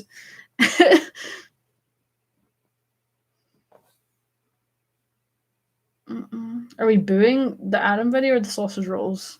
This is what this fucking stream has descended into. You guys always pull the tone down, don't you? That's why we need fucking Senny's ass here to like corral you bitches. I do find that quite funny that the song Lionize is kind of similar to how people have reacted. Thanks for joining. I hope you enjoyed this invaluable experience. Yeah, I think with Adam, there's like no way of convincing people with that one. Whereas with Bumblebee, I felt like there was at least a little bit of wiggle room. Like I think people have decided exactly who Adam was to them, and that's it. I really think you would struggle to change someone's mind, and I can't be bothered just speaking to a wall on that sort of one. And the shit with Adam doesn't mean the same stuff to me. Like I just didn't like people talking shit about Bumblebee. That's like why I didn't really bring Adam up a shit ton in the video essay, because ultimately it wasn't really about him. I mean, there's still fuck tons of comments about it. I mean, there was even a Vic comment, and I was just like, wow, you're managing to bring that into everything, aren't you? Yeah. I mean, my favorite ones are the thing is people are like, "Oh, don't be rude to me" and stuff in the comments, and it's like I don't like it, obviously, but the people that do that just show themselves up to be complete assholes in the end. Like very, very quickly, their arguments become unstuck, and then they end up just resorting to slurs and insults, and you're like, well done, Chief. You obviously don't have anything to argue about. I think this hiatus. Oh my god, that's a Seni back. She just fucking caused an earthquake. I think this hiatus will be known as like the worst one, definitely. Just because of all the shit that's happened, terrible memes. Yeah, you know, me trying to like have serious, interesting chats, and y'all are fucking yorsing and sausage rolling in here. What's my most cursed groupie ship? Depends though, because how cursed are we talking? Because some of them are so cursed, but like they're like illegally cursed, and some of them are just weird. You know, it's a strangely popular one, but I don't think quite as much now. But it was a while ago. Like there was a certain segment of the fandom that seemed to like it was Ruby and Torchwick, and I was just like, wait, what? Where did that one come from? Oh boy, that one messed with my brain a little bit. Yeah, Enabler too. Enabler's fucking strange. I've not seen as much for that. Maybe it's because I just avoid it and don't follow people that have any interest. I also ship Lenny and Kevin. That's the cursed ship though, because both of them literally turned to stone. It's so sad.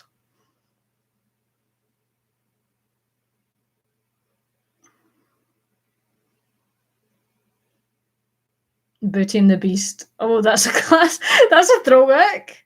The fucking mech X Lenny. Yeah, please don't ship Cammy with anyone in Genlock because they're all older than her and she's just a little baby. She's 17. The rest of them are obviously older by quite a bit. What I really want is Kazoo and Valentina to just adopt Cammy.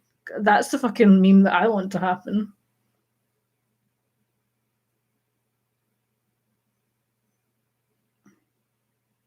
I'm sure that it's still a thing, but I just don't see much of it. Like I used to occasionally appear on my dash, and I'd be like, "Oh no, be gone, thought." No, we don't. But like, I think it's fair to say that it's probably going to be closer to American age of consent. Blake X Tuna is the ship of happiness. That's my favorite ship, actually. It's Sun X Happiness.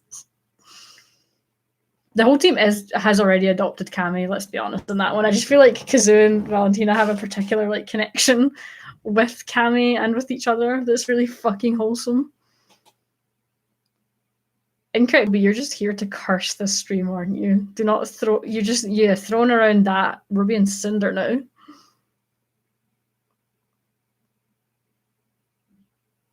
Adam X Blake, there we go. Adam X Blake is strangely still pretty popular in certain places. Young X Adam, I mean, at least nobody really buys into that one particularly, but like Toradonna is still pretty popular in certain places. Neptune X the water means Neptune's gonna fucking die. Is Genlock worth watching? Yes, I'd say so. Especially if you already have a first account, then why the fuck not? I've enjoyed it. There's certain things that I think they still could have done better, but it's a really enjoyable experience as is, and I think season 2 is going to be a lot better than season 1. So I think it's worth definitely hopping on.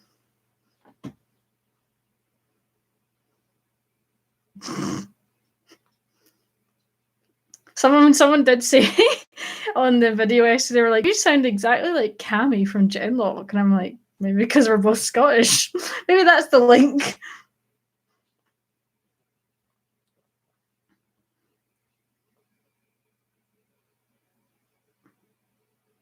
Oh, the name between Pierre and Blake is Titty Kitty, right? I remember seeing that video. that was peak. Just like Peter's peaks. Fucking hell, I hate myself. Most cursed ship, but best name.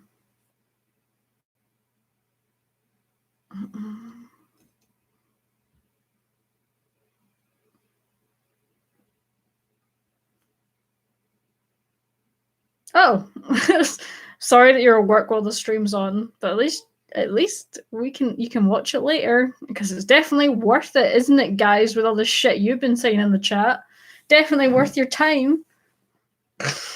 I'd say the first like 40 minutes are probably worth your time. The rest of it is just this.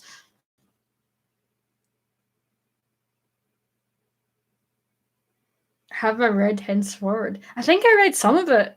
I remember reading it a while ago now, but never finishing it. Because it's all on Tumblr, right? I definitely didn't finish it though.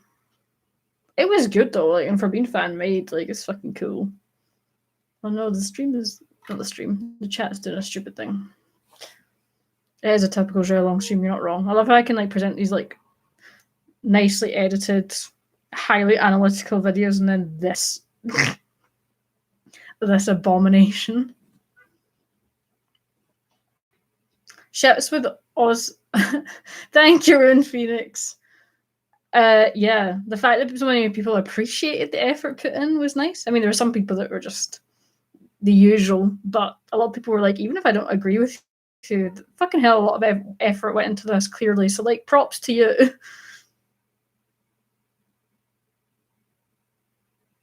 Yeah, Ozpin chips don't work because of Ozpin.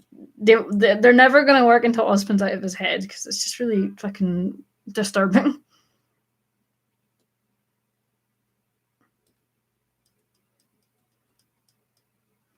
How long did it take to write? I think I covered this at the start, but it took me like 2 weeks on and off to write it properly after like a few rewrites of things and like recording voiceover a couple of times just to make sure I was happy with it. But there's nothing I'd go back and change, which is nice. Like, I've seen bits of it a couple of times now, and there's nothing I'd be like, oh yeah, I should have done that differently, or I could have said this. Like, I'm like, I've literally covered everything I wanted to. I can't believe you guys in this fuck. What if I start yeeting you guys for talking about sausage rolls? What will you do then? What if I literally block you from the channel? Because then you have to make a new fucking account. How would you guys deal with that?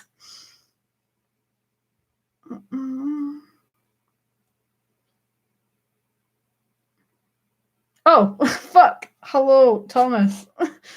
Yeah, I'm embarrassed now because someone that actually like talks good shit is seeing all of you guys in this live stream talking absolute shit. But you need to rest, my boy. And also, you're welcome for the video. Now you can do the Adam video and deal with all of that backlash.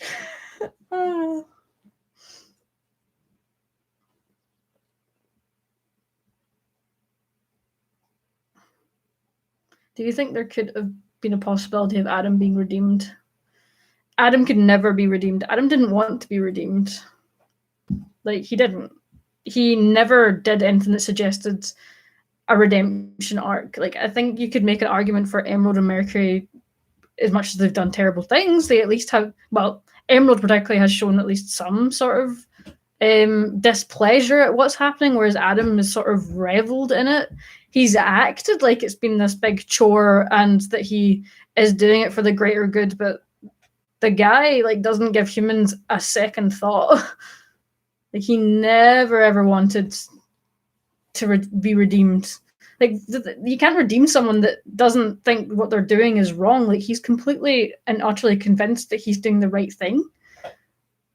Like, and that his way is the right way and he's right. So that's not someone you can redeem. Someone actually being redeemed would have to regret the things that they're doing. So yeah, no redemption arc.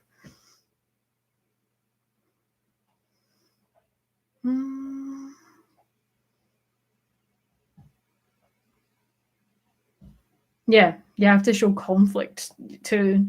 The thing about like an anti-hero or like a dark hero is that usually their actions is for the greater good and they have some regret in doing it. Like, they don't take any pleasure in it, whereas Adams, as much as he thinks it's, well, claims it's for the greater good of the Faunus, like, he doesn't take any displeasure in killing humans. He clearly takes a good bit of enjoyment in it because it's just a total power trip for him, given what humans have done to him. A fake Faunus. Yeah. Some of these villains are just a villain, and like the brand stuff sort of contextualized it pretty well. It doesn't justify it, but it contextualized why he might be the way he was.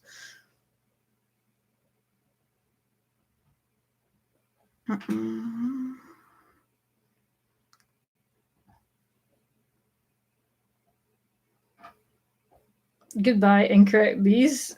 Enjoy, and yeah, I'll keep up the gay work. And you stop fucking causing chaos in the stream and on Twitter with your discourse.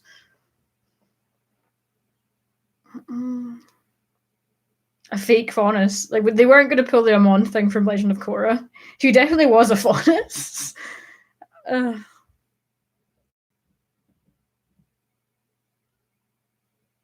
Yeah, but the problem with Cinder is she's like so blank as a villain. Like, we still don't know what the fuck motivates her. Serious, I don't know why we haven't found that out. Like, it would, if we're going to be stuck with Cinder, then we need to know that. Unless Neo does just kebab her. And that's it. And we're just like, oh, press a big F for Cinder in the chat. No, definitely not. Like, you don't ever, I don't think you ever truly overcome mental trauma like that. You just learn to deal with it and cope with it. So yeah, no, I don't think that'll ever leave them. But the fact that they came through it and they're stronger for it, I think will always override whatever fears and doubts that the shit with Adam gave them. I don't think Salem can be redeemed. I think Salem will do something that like makes her self-sacrifice, but like that's her redemption, is she dies to do something good. She's never gonna like have a life after being Salem.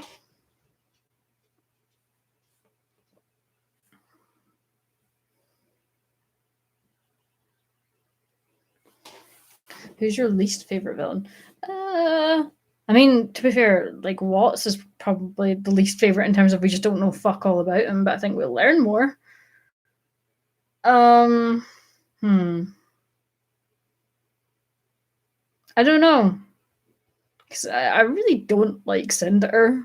I just think she's kind of boring as characters go, but I don't know if she's like my least favorite villain. She just irritates me, but it's not really the same thing. It's just outright hating them. Yeah, he has to. Watts has done fuck all so far, but I feel like he's been doing a lot of shady shit in the shadows that we don't know about. And he is from Atlas, so to not have him play a big role in the Atlas plot would be stupid. So yeah, expect loads of shit from Watts and Tyrion stirring things up. because Atlas is not going to be the victory. Atlas is going to be a defeat. I just don't know the sort of level of defeat we're looking at here. I'm sure that Yang will still meet Blake's parents eventually. It's just not really the time in the plot for that sort of stuff.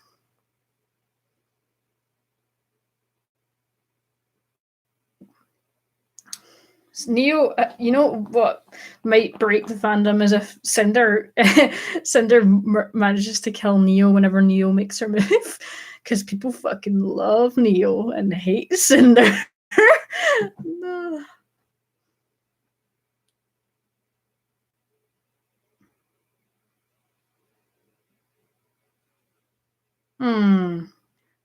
If Adam didn't die now, I mean, you would have had to have come up with a pretty convoluted way for him to have gone to Atlas given the blockade.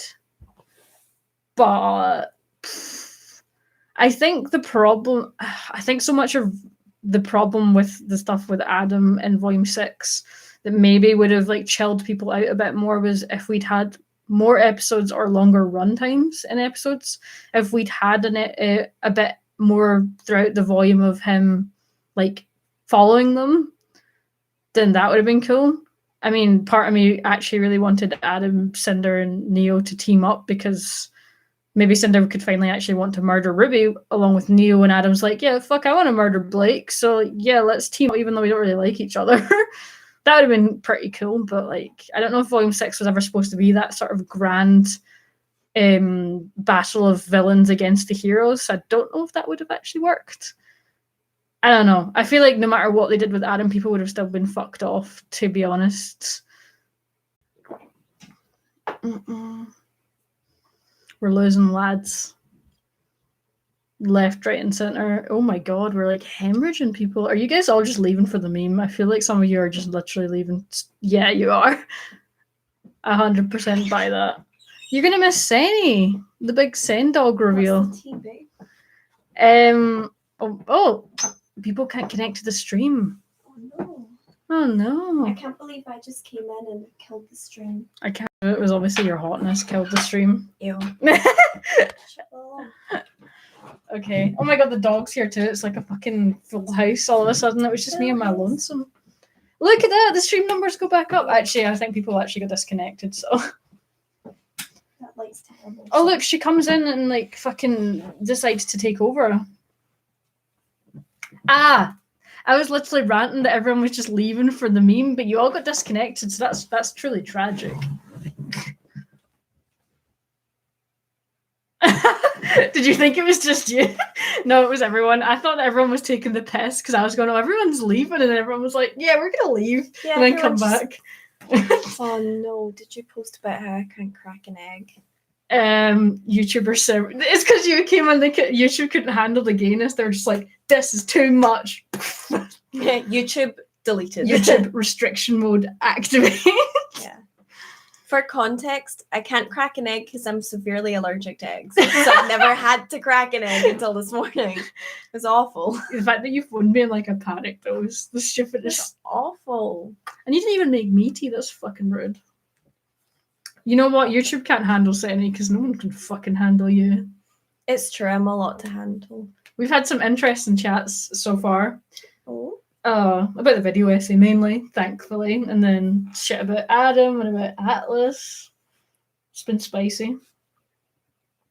Sounds good. Sounds decent. Yeah, I mean, you've been reading a lot of the comments, to be fair. Mm-hmm. And trying to stay out of them. I literally... Yeah. I can't start replying to them because I will reply to all of them and be really angry. So, like, I can't reply to one because I'll end up just fucking...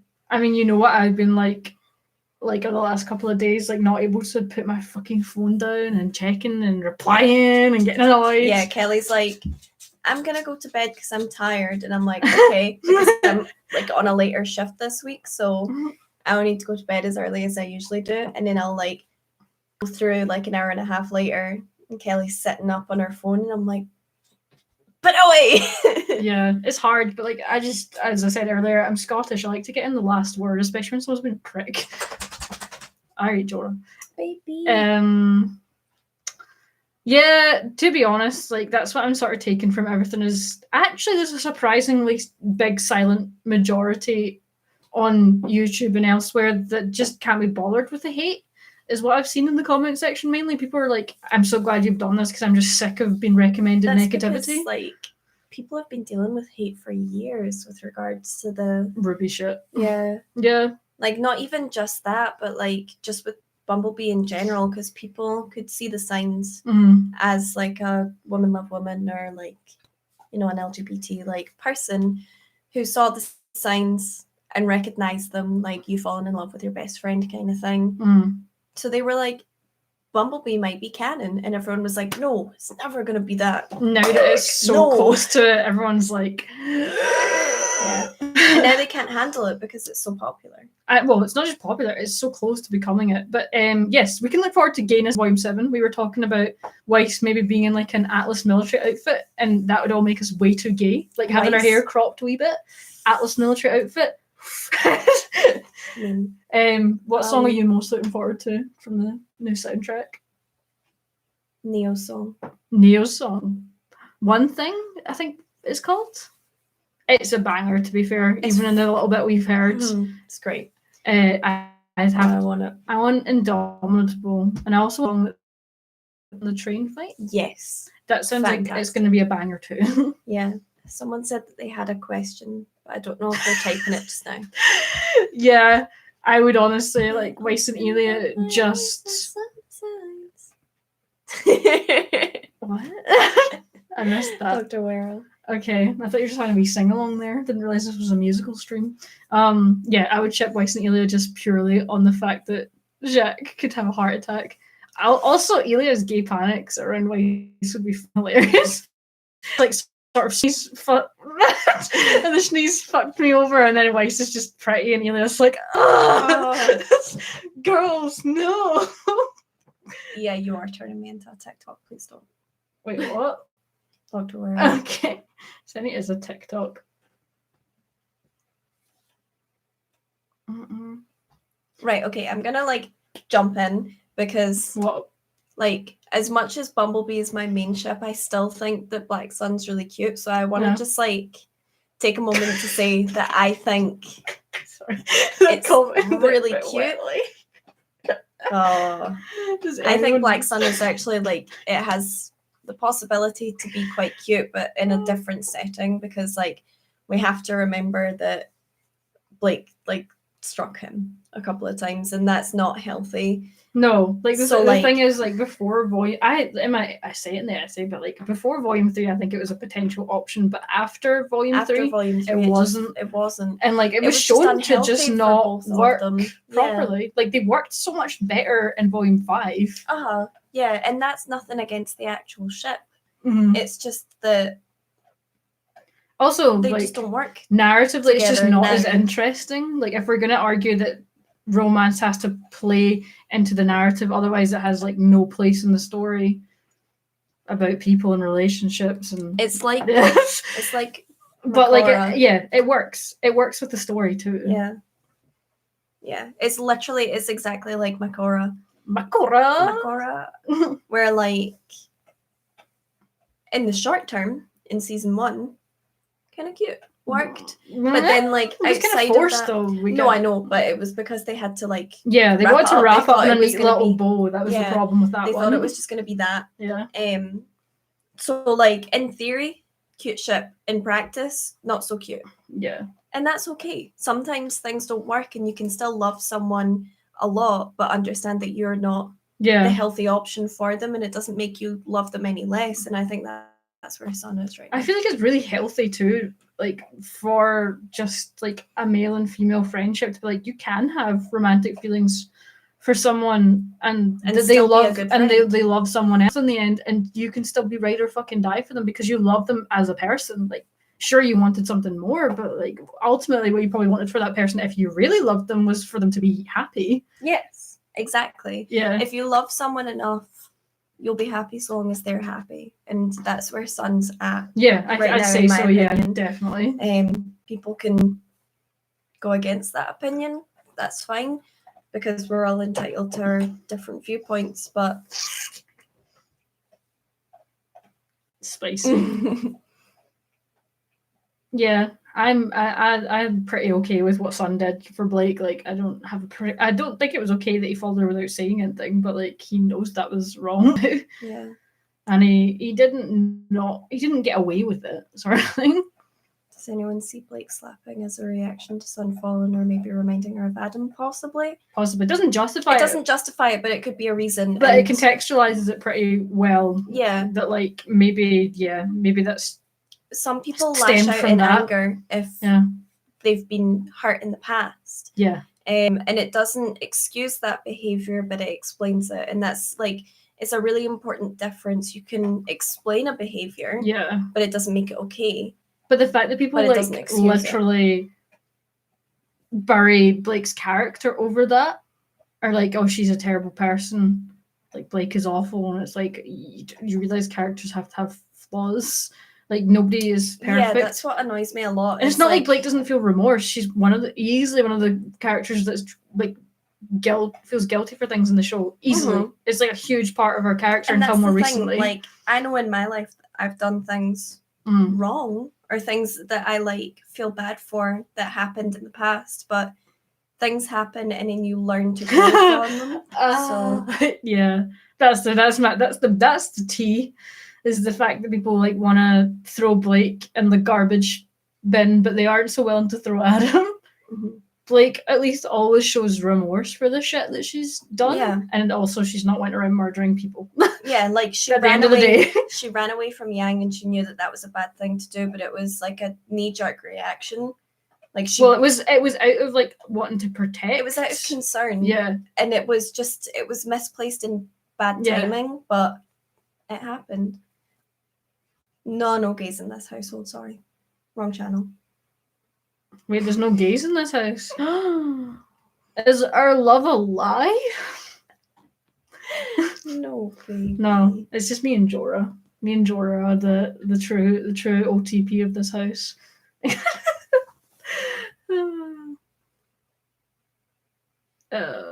Wait, I'm not gay. Fuck, I just like erased my bisexuality. How dare you? Don't ever do that. I mean, it's kind of a gay, isn't it? It's at least a half game. It's not or like an 80-20 game. It's an 80-20 game. It's a catch-22 game. I don't know how that makes sense, but oh fuck. God almighty. And they were roommates. Oh my god, they were roommates. Fucking hell. Yeah, nah, the Adam sizable oof. The Adam stuff I find incredible. Like the hoops that people are willing to jump through to defend Adam, or like at least convince themselves that he was more than what he is in the show. Right, okay, yeah. But then it's like him being marked with the Shani Dust Company thing, again, explains the behavior, but doesn't excuse it. No, it contextualizes it. Like Blake was so right when she described Adam as like being driven by spite. There was only one bed. Not this fanfic. My favorite thing is don't you dare compare my beautiful, lovely dog to Adam. How dare you?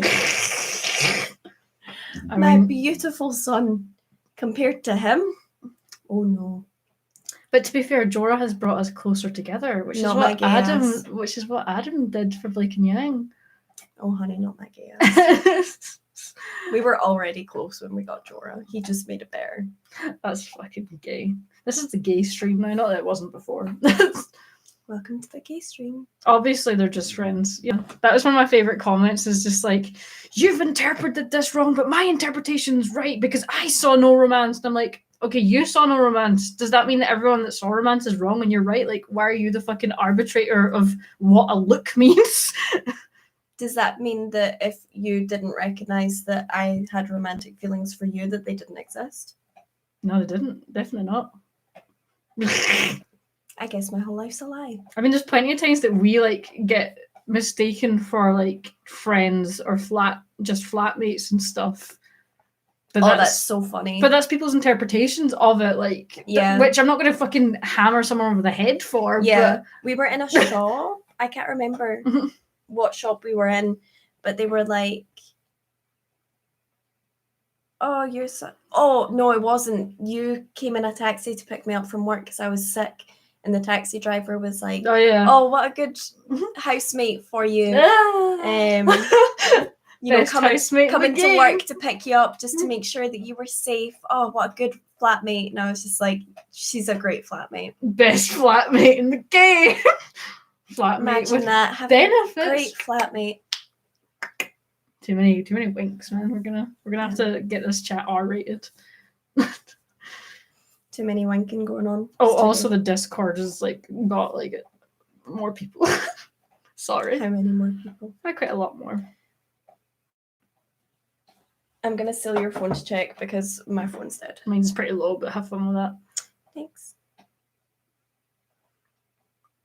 Paul Seni is best, Seni.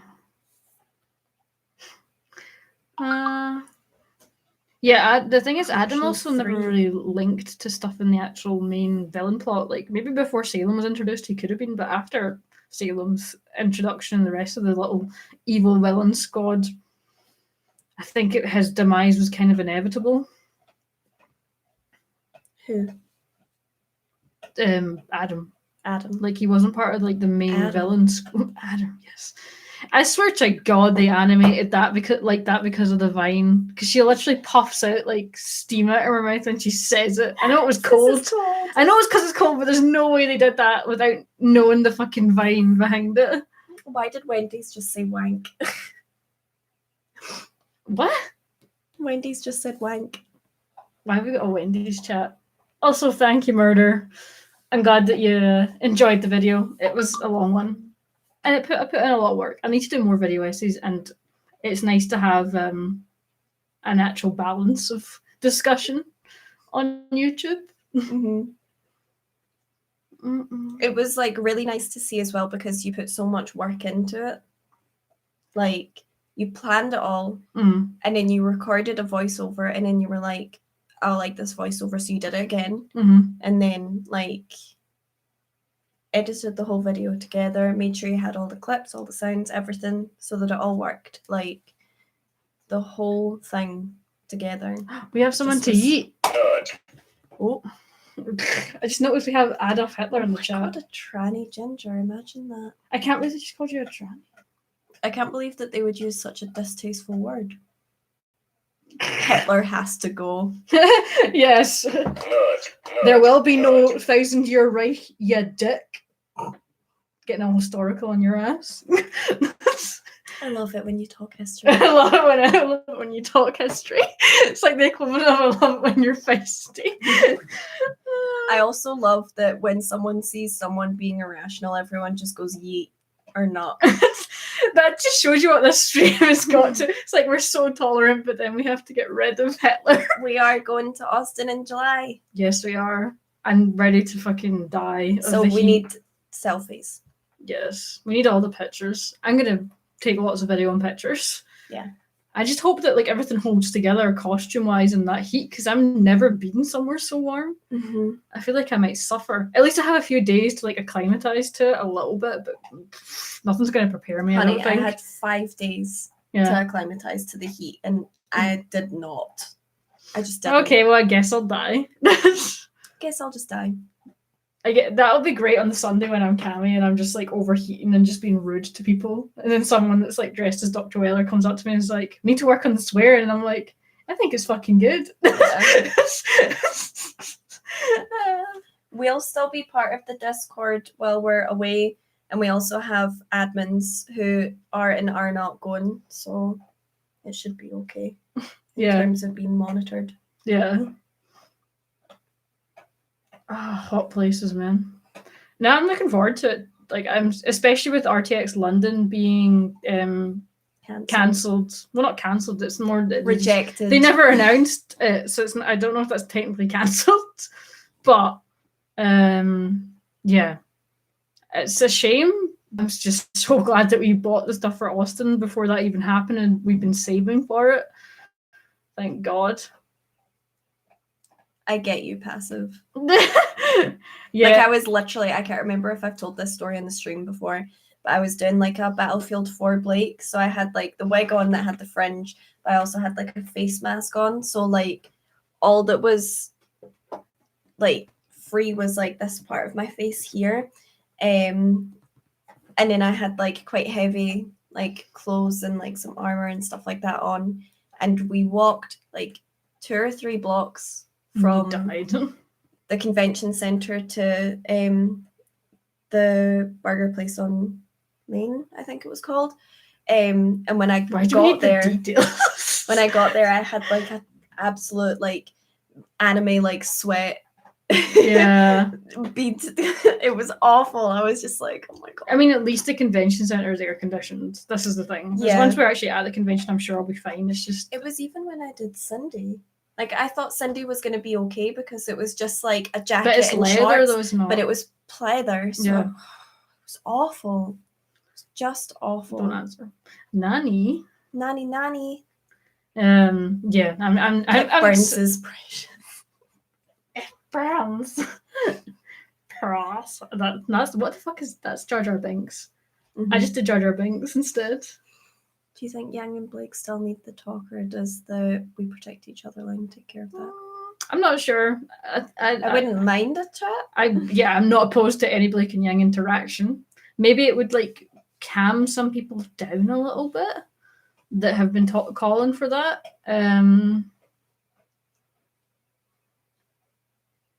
Yeah. I don't know. I don't know what I want to do with that one. Yeah.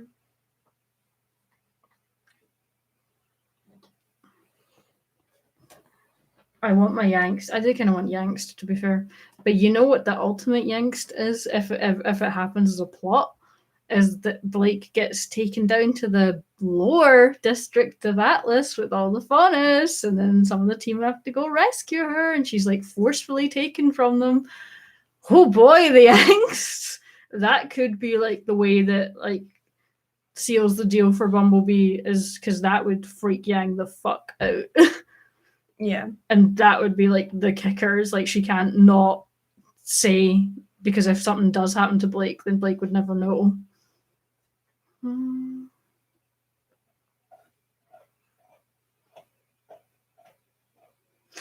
Don't tell me no, it would be great.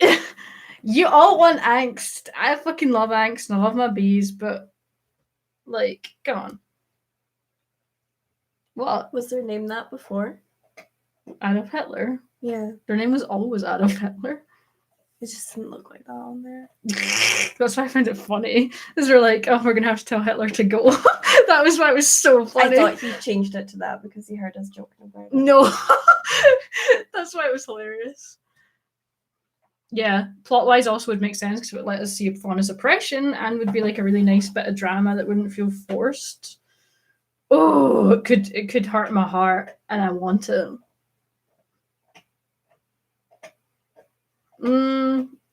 I suppose, like, we don't need to have her go full damsel though, because like she could be taken down there and like understand how bad things are for the Faunus and Atlas and like figure her own way back, but then obviously the rest of them just like there's a certain joining at some point. Like we don't have to make her completely useless, but also we need to really drum home, I guess, like how dangerous Atlas can be for the Faunus.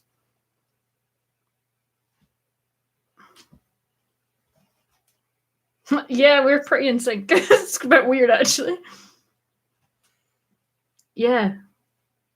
Wait, who we got to eat now? Senny's on it. Yeah, I was trying to get it translated. Wait, is it the same person? No. Go and eat them. Yeet Southern Sally. We'll yeet her as far south as we can, right into the fucking South Pole. Oh yeah, my phone's audio's on.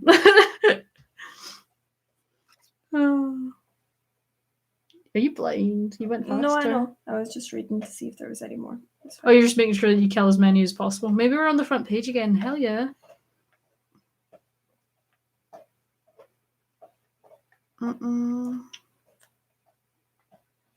Did you get them? Yeah, your phone is different from mine, even though it's the same brand. Just when they go, that's what I have to do. Oh. Did you see one of the commentators called me a dyke? And I was just, that's fucking rude, I'm bi. What? One of the commentators on the video essay, when they got backed into a corner and couldn't actually argue. No, it was someone else that's, I think, been in our live streams before and tried to stir shit. And I've seen them on other people's videos just being a wee asshole, but they like truly showed their colours when they were backed into a corner and actually had no arguments. I mean, they refused to watch the video from the outset, but like they. Oh, that comment. Yeah. I didn't see a thread at the time that I saw the comment, but I downliked it anyway. Get fucked. Every bad comment that's been left, I've downliked. You don't need to do that. Too bad. I can't help myself because I want to shout at them and I can't. Yeah, don't shout at them. So instead, I just downliked. I made the essay because there was no good. Well, not. I mean, there probably is, but I hadn't seen a strong counter narrative to the Bumbleby shit on YouTube, and it kind of annoyed me. And having had like, I do have some experience in like analyzing media and shit like that, and I can edit competently. I was like, why don't I make a video? Yeah. So I was like, fuck yeah, I'll make a video. So I did, and I just planned it out and made sure that everything flowed really nice, made sure it was long. Not because I wanted to just annoy everyone, but because I wanted to cover everything that I could.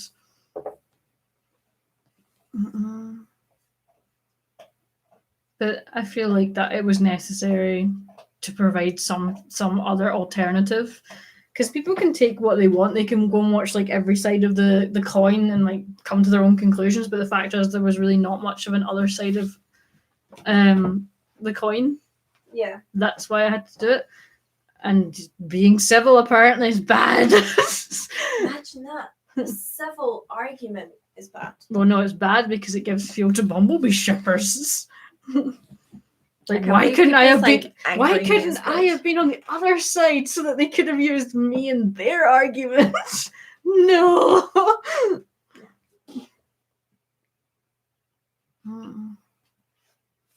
Shh, that's worse, but I love it. I love angst, but I have a really bad relationship with it too because it makes me so sad. Yeah, that would be great though. I can see that. Oh God. That's me. Thanks, I hate that it. is exactly the reaction. Hi, Jorah. Look at that tail. Look at that tail. Puppy boy. Look at that Puppy, tail. puppy. He's so happy. I love you. You can just see a tongue at the bottom of the screen because he's You flat. said people can sit in the comfort of their sitting room like they don't live in their mom's basement. Well,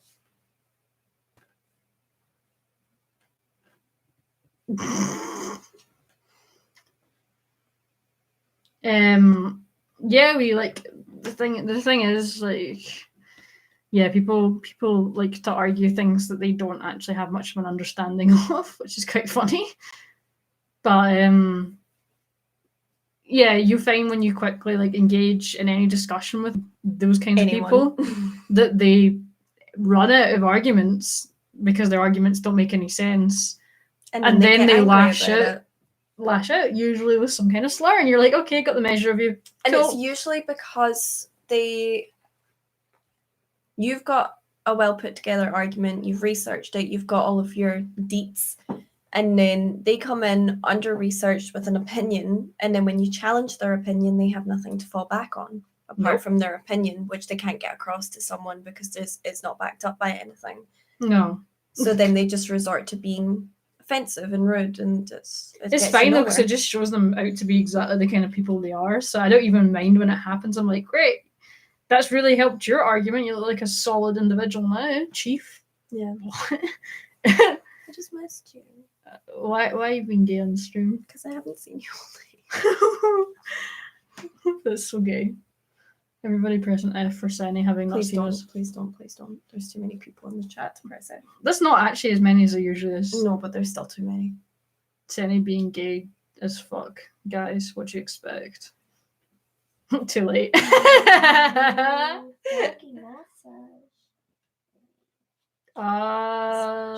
Like 2 weeks ish. I mean, it's been a long time coming. I don't think 2 weeks is accurate to say that's how long the research took, because I've been in the fandom for a while and had thoughts about a lot of Years. things. Like 3 years. But it was more like 2 weeks-ish to like cohesively put together all those thoughts and research and whatnot into an actual understandable video format. Do you want me to keep, Hello, gays. do you want me to keep going? Okay. Do you like dog massages? Are you massaging Jorah? Yeah. That's He fucking gets wholesome. stressed too.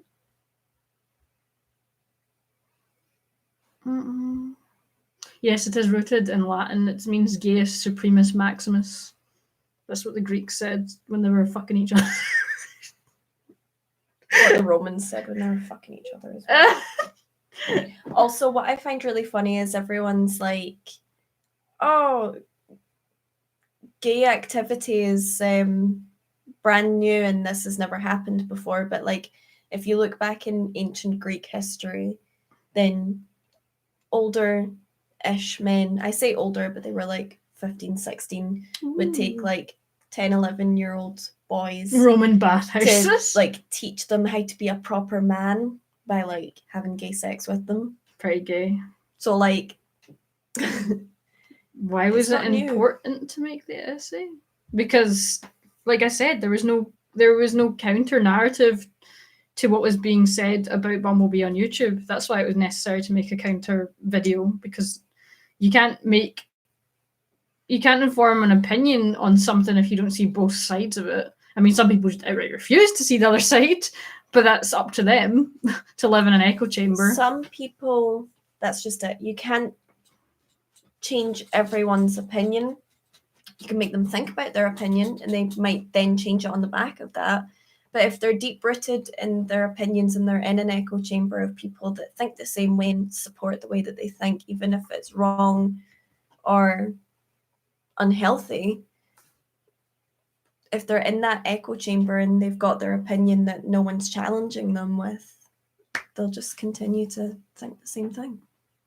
I'm glad you enjoyed it. It's honestly been like so well received generally. Like, I thought the like to dislike ratio on it was going to be like the worst any of our videos have ever had. Yeah. But actually, it's pretty good. Lots of support. Lots and lots of support. There's been shitheads, obviously. I You're think it's always also gonna get our them. most disliked video, but it's also our most liked video. It's a really weird place to be. But oh yeah, this is our doggo. Puppy. But yeah, no, I'm overall very, very happy about like the general response, and I feel like it's made a lot of people really happy too. Like, well, Incorrect Bumblebee said earlier that they've had loads of people message them and be like about the video essay and seeing how good it was. I'm just like, oh, thank you, Gay gods. thank you, gay gods, for shining on me. Also, someone said that the whole Bumblebee situation is reminding them a lot of Korosami, which you were part of at the time of. Yeah, I can see similarities, definitely. Although I'd say there's more like in Ruby for Bumblebee than there was in Korra for Korosami. So, Yeah. and yes, people are still angry.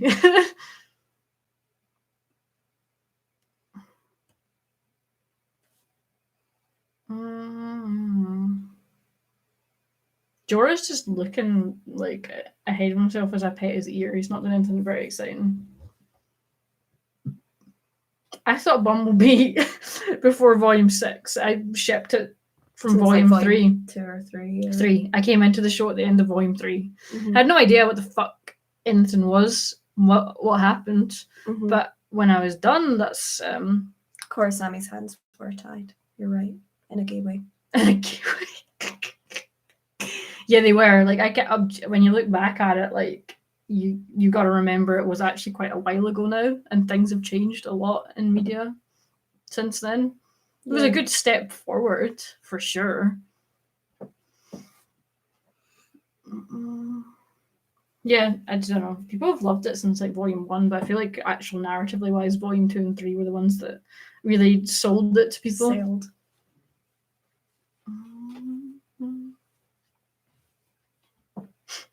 I mean, it's true, and you should say it. It depends how, though. In the context of the show does it, yes, it's fucking gay. I can't believe how tight you're holding my hand. I've missed you. You don't need to be gay on this stream. But it's a gay stream. It's not. It has a gay flag on it. Does it? Yeah. Where? Your thumbnail for it. It's got a gay flag. Oh yeah. Haha. I stole my hands away, you demon. Cry.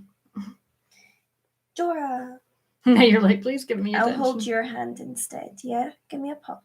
No, I didn't feel like sit. I didn't feel like Bumbleby was forced in Volume 6 because I'd seen the build up. Like, Give me a pop. yeah. Good boy. I'm gonna hold your hand. Can't say it's forced when I saw build up. I love you. I love.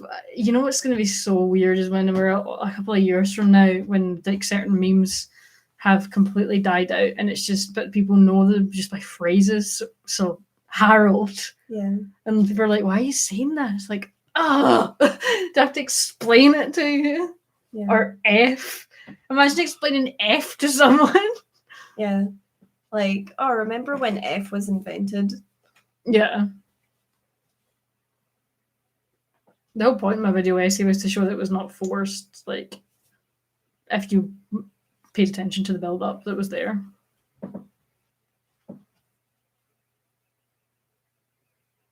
Who the fuck said press F? Me? Did I say it? Yes, I did. I always love when this happens in our chat that someone else is just like, no. I fear the day when people study memes Yeah. in school. And they're like, why was this meme popular this time? Where did the F meme originate?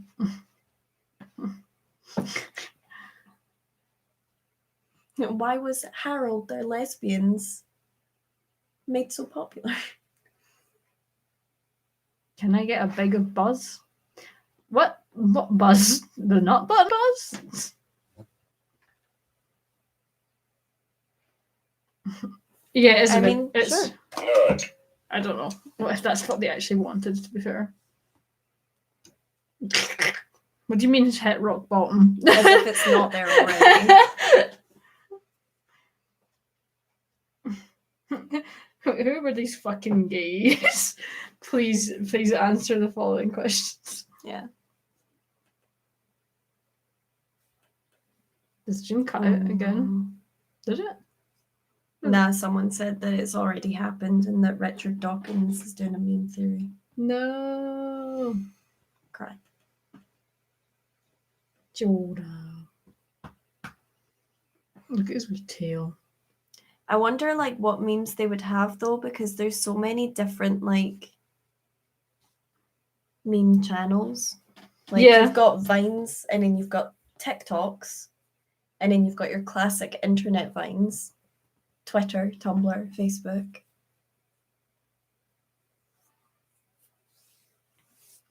Thank you so much, DVD, if that's how you say it. It's really appreciated that people acknowledge the effort put in. Like, I didn't really spare there. Even actually, I did not talk about some things because like there was no time. Because obviously the video is long as it is, and I just didn't feel like they really added to the whole thing. But there was still like there's more to it, but no, there's to still then go smaller into moments I didn't even talk about. Everything. Like like Really I don't know. It taking might just end ages. up like a ramble. Because there was one bit I didn't mention in volume 5 where Raven's talking to Yang and she brings up like people like leaving her, something about not being able to rely on her teammates, insinuating about Blake, and Yang gets really angry. But I didn't bring that up because I just was like, well, it's not really that strong a point, but it is there because the video was long enough as it is. I love Bill Nye. I've seen him live. He's a good man. Why are we pressing S? Why are you going to miss this setup? What's good about this setup? It's literally the same setup. Yeah, it'll basically be the same, just in a different room. Yeah. All right, now that we're pretty close to the end. Okay, we're going to kill this in 5 minutes. But yeah, if you got any last questions, please try and keep them on the actual topic of the stream. And I'm glad that the video didn't feel long. I saw a couple of people complaining about its length who hadn't actually watched it, but most people were like, oh, it seemed like it was going to be long, but actually it flowed really well, and I didn't realise it was 15 minutes until it was done.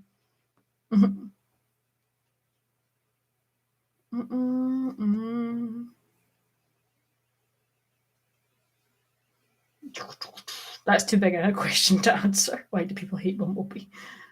Because people just hate things. People like to hate. Because I don't think there's enough to make a part 2. I mean, unless...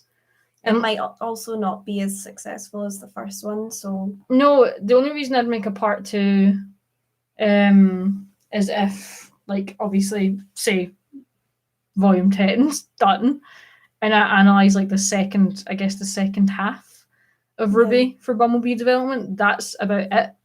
But I don't even think I'd need to do that. Like, it would probably just be like a sort of, oh, let's look back, wholesome, because obviously if it really is going to go that way, it's going to be so much more obvious from Volume 7 onwards. I mean, it was more obvious in Volume 6, so I don't know if we really need to, like, break it down the same way. Oh, fuck you, Donovan. Donovan.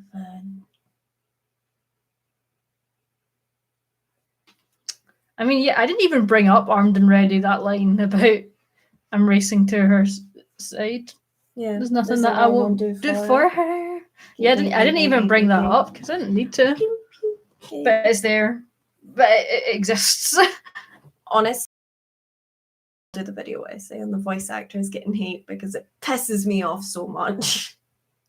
And I addressed it a little bit because it was Aaron that was specifically getting most of it. Yeah. Because she's so vocal. But if I did a video essay about it, you would just rant. This is a problem. Yeah. I would just be like, don't do this.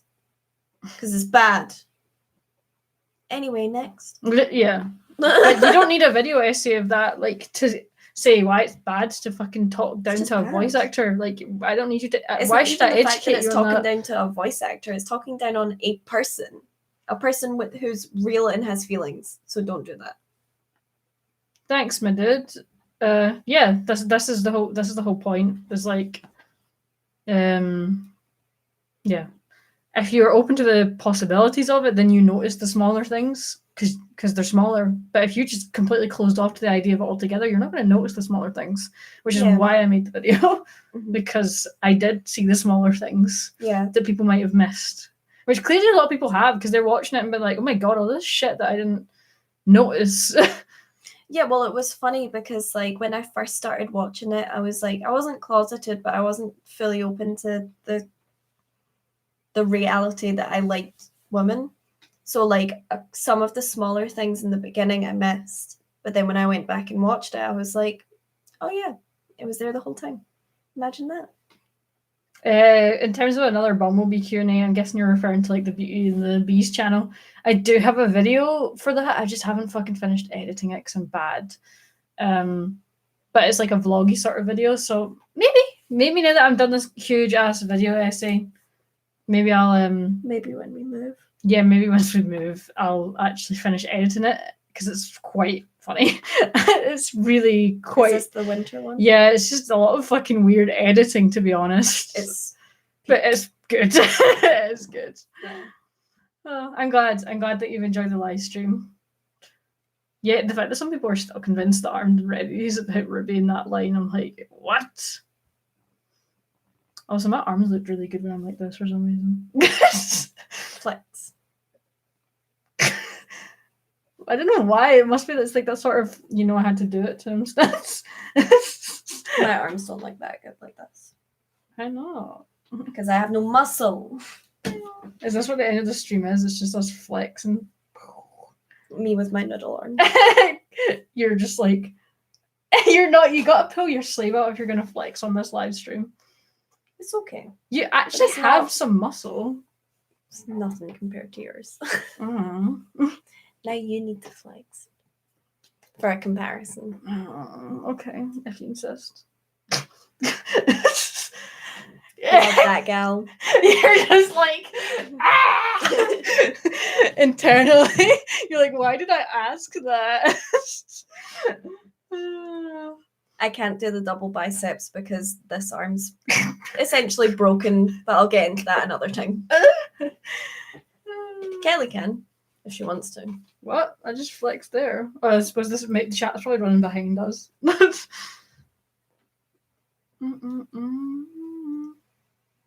Fat Man Falling. I've watched a couple of their things. I actually really like Celtic Phoenix's Ruby like reworks of the I volumes. don't think I've actually seen any. They're of Fat really Man really Falling good. stuff.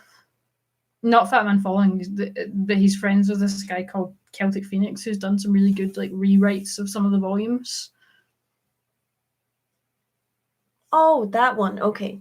Yeah, I think I showed you some of it actually. Yeah, It's like really good. I just didn't recognize the username when you said it, but I get you. Yeah. I think I'm glad you enjoyed the stream. I think you're new because I did not recognize the username, so I'm glad you survived. Yeah. It's usually like this. I mean, it's usually like this, to be honest. Sometimes we have like an actual episode to talk about. And sometimes it's just memes. Sometimes it's just memes. Like this one. Man. Wait, what is all the cash signs for? Is that because we were flexing? Cash money. Is that because we were flexing, but they're like flexing with money? Hit that super chat if you like the flexing. Kidding. Don't do that. Are you got anything else you want to say before we peace out? Guess what we're gonna go do now? Watch the Game of Thrones trailer. We're gonna go watch the Game of Thrones trailer and their little reaction video to it. And die. Because we fucking love Game of Thrones. Everyone in work was like, "Have you seen the trailer yet?" No. And I was like, "No, stop asking." Oh fuck yes! Please put it on Discord so that I can enjoy. Oh no. It's probably about eggs. Where did you post about excellent the egg? work? Where Wait, did is you that post how about far the the egg? stream is behind that they've just seen me flex? No. Okay.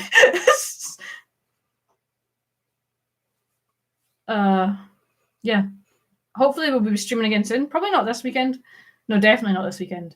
Wait, what? No. Wait, we might, because the last episode of Genlock is this weekend. What the fuck? But we're also moving, so no promises. No, it wouldn't be the Saturday. It would have to be the Sunday. And if we have Wi-Fi, And I'll be working on Monday. Hey.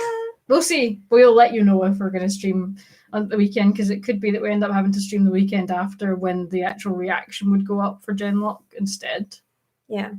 Who Purely knows? because we are moving moving, memes, so work memes. oh, expect a cute house tour with some memes. I can't wait. All right, enjoy, guys. Have a good couple of days. I was going to say weekend, but it's not the weekend because Not we're yet not the at weekend. the weekend. But enjoy the rest of the week anyway. And thanks for hanging. And yeah, join the Discord. You sluts.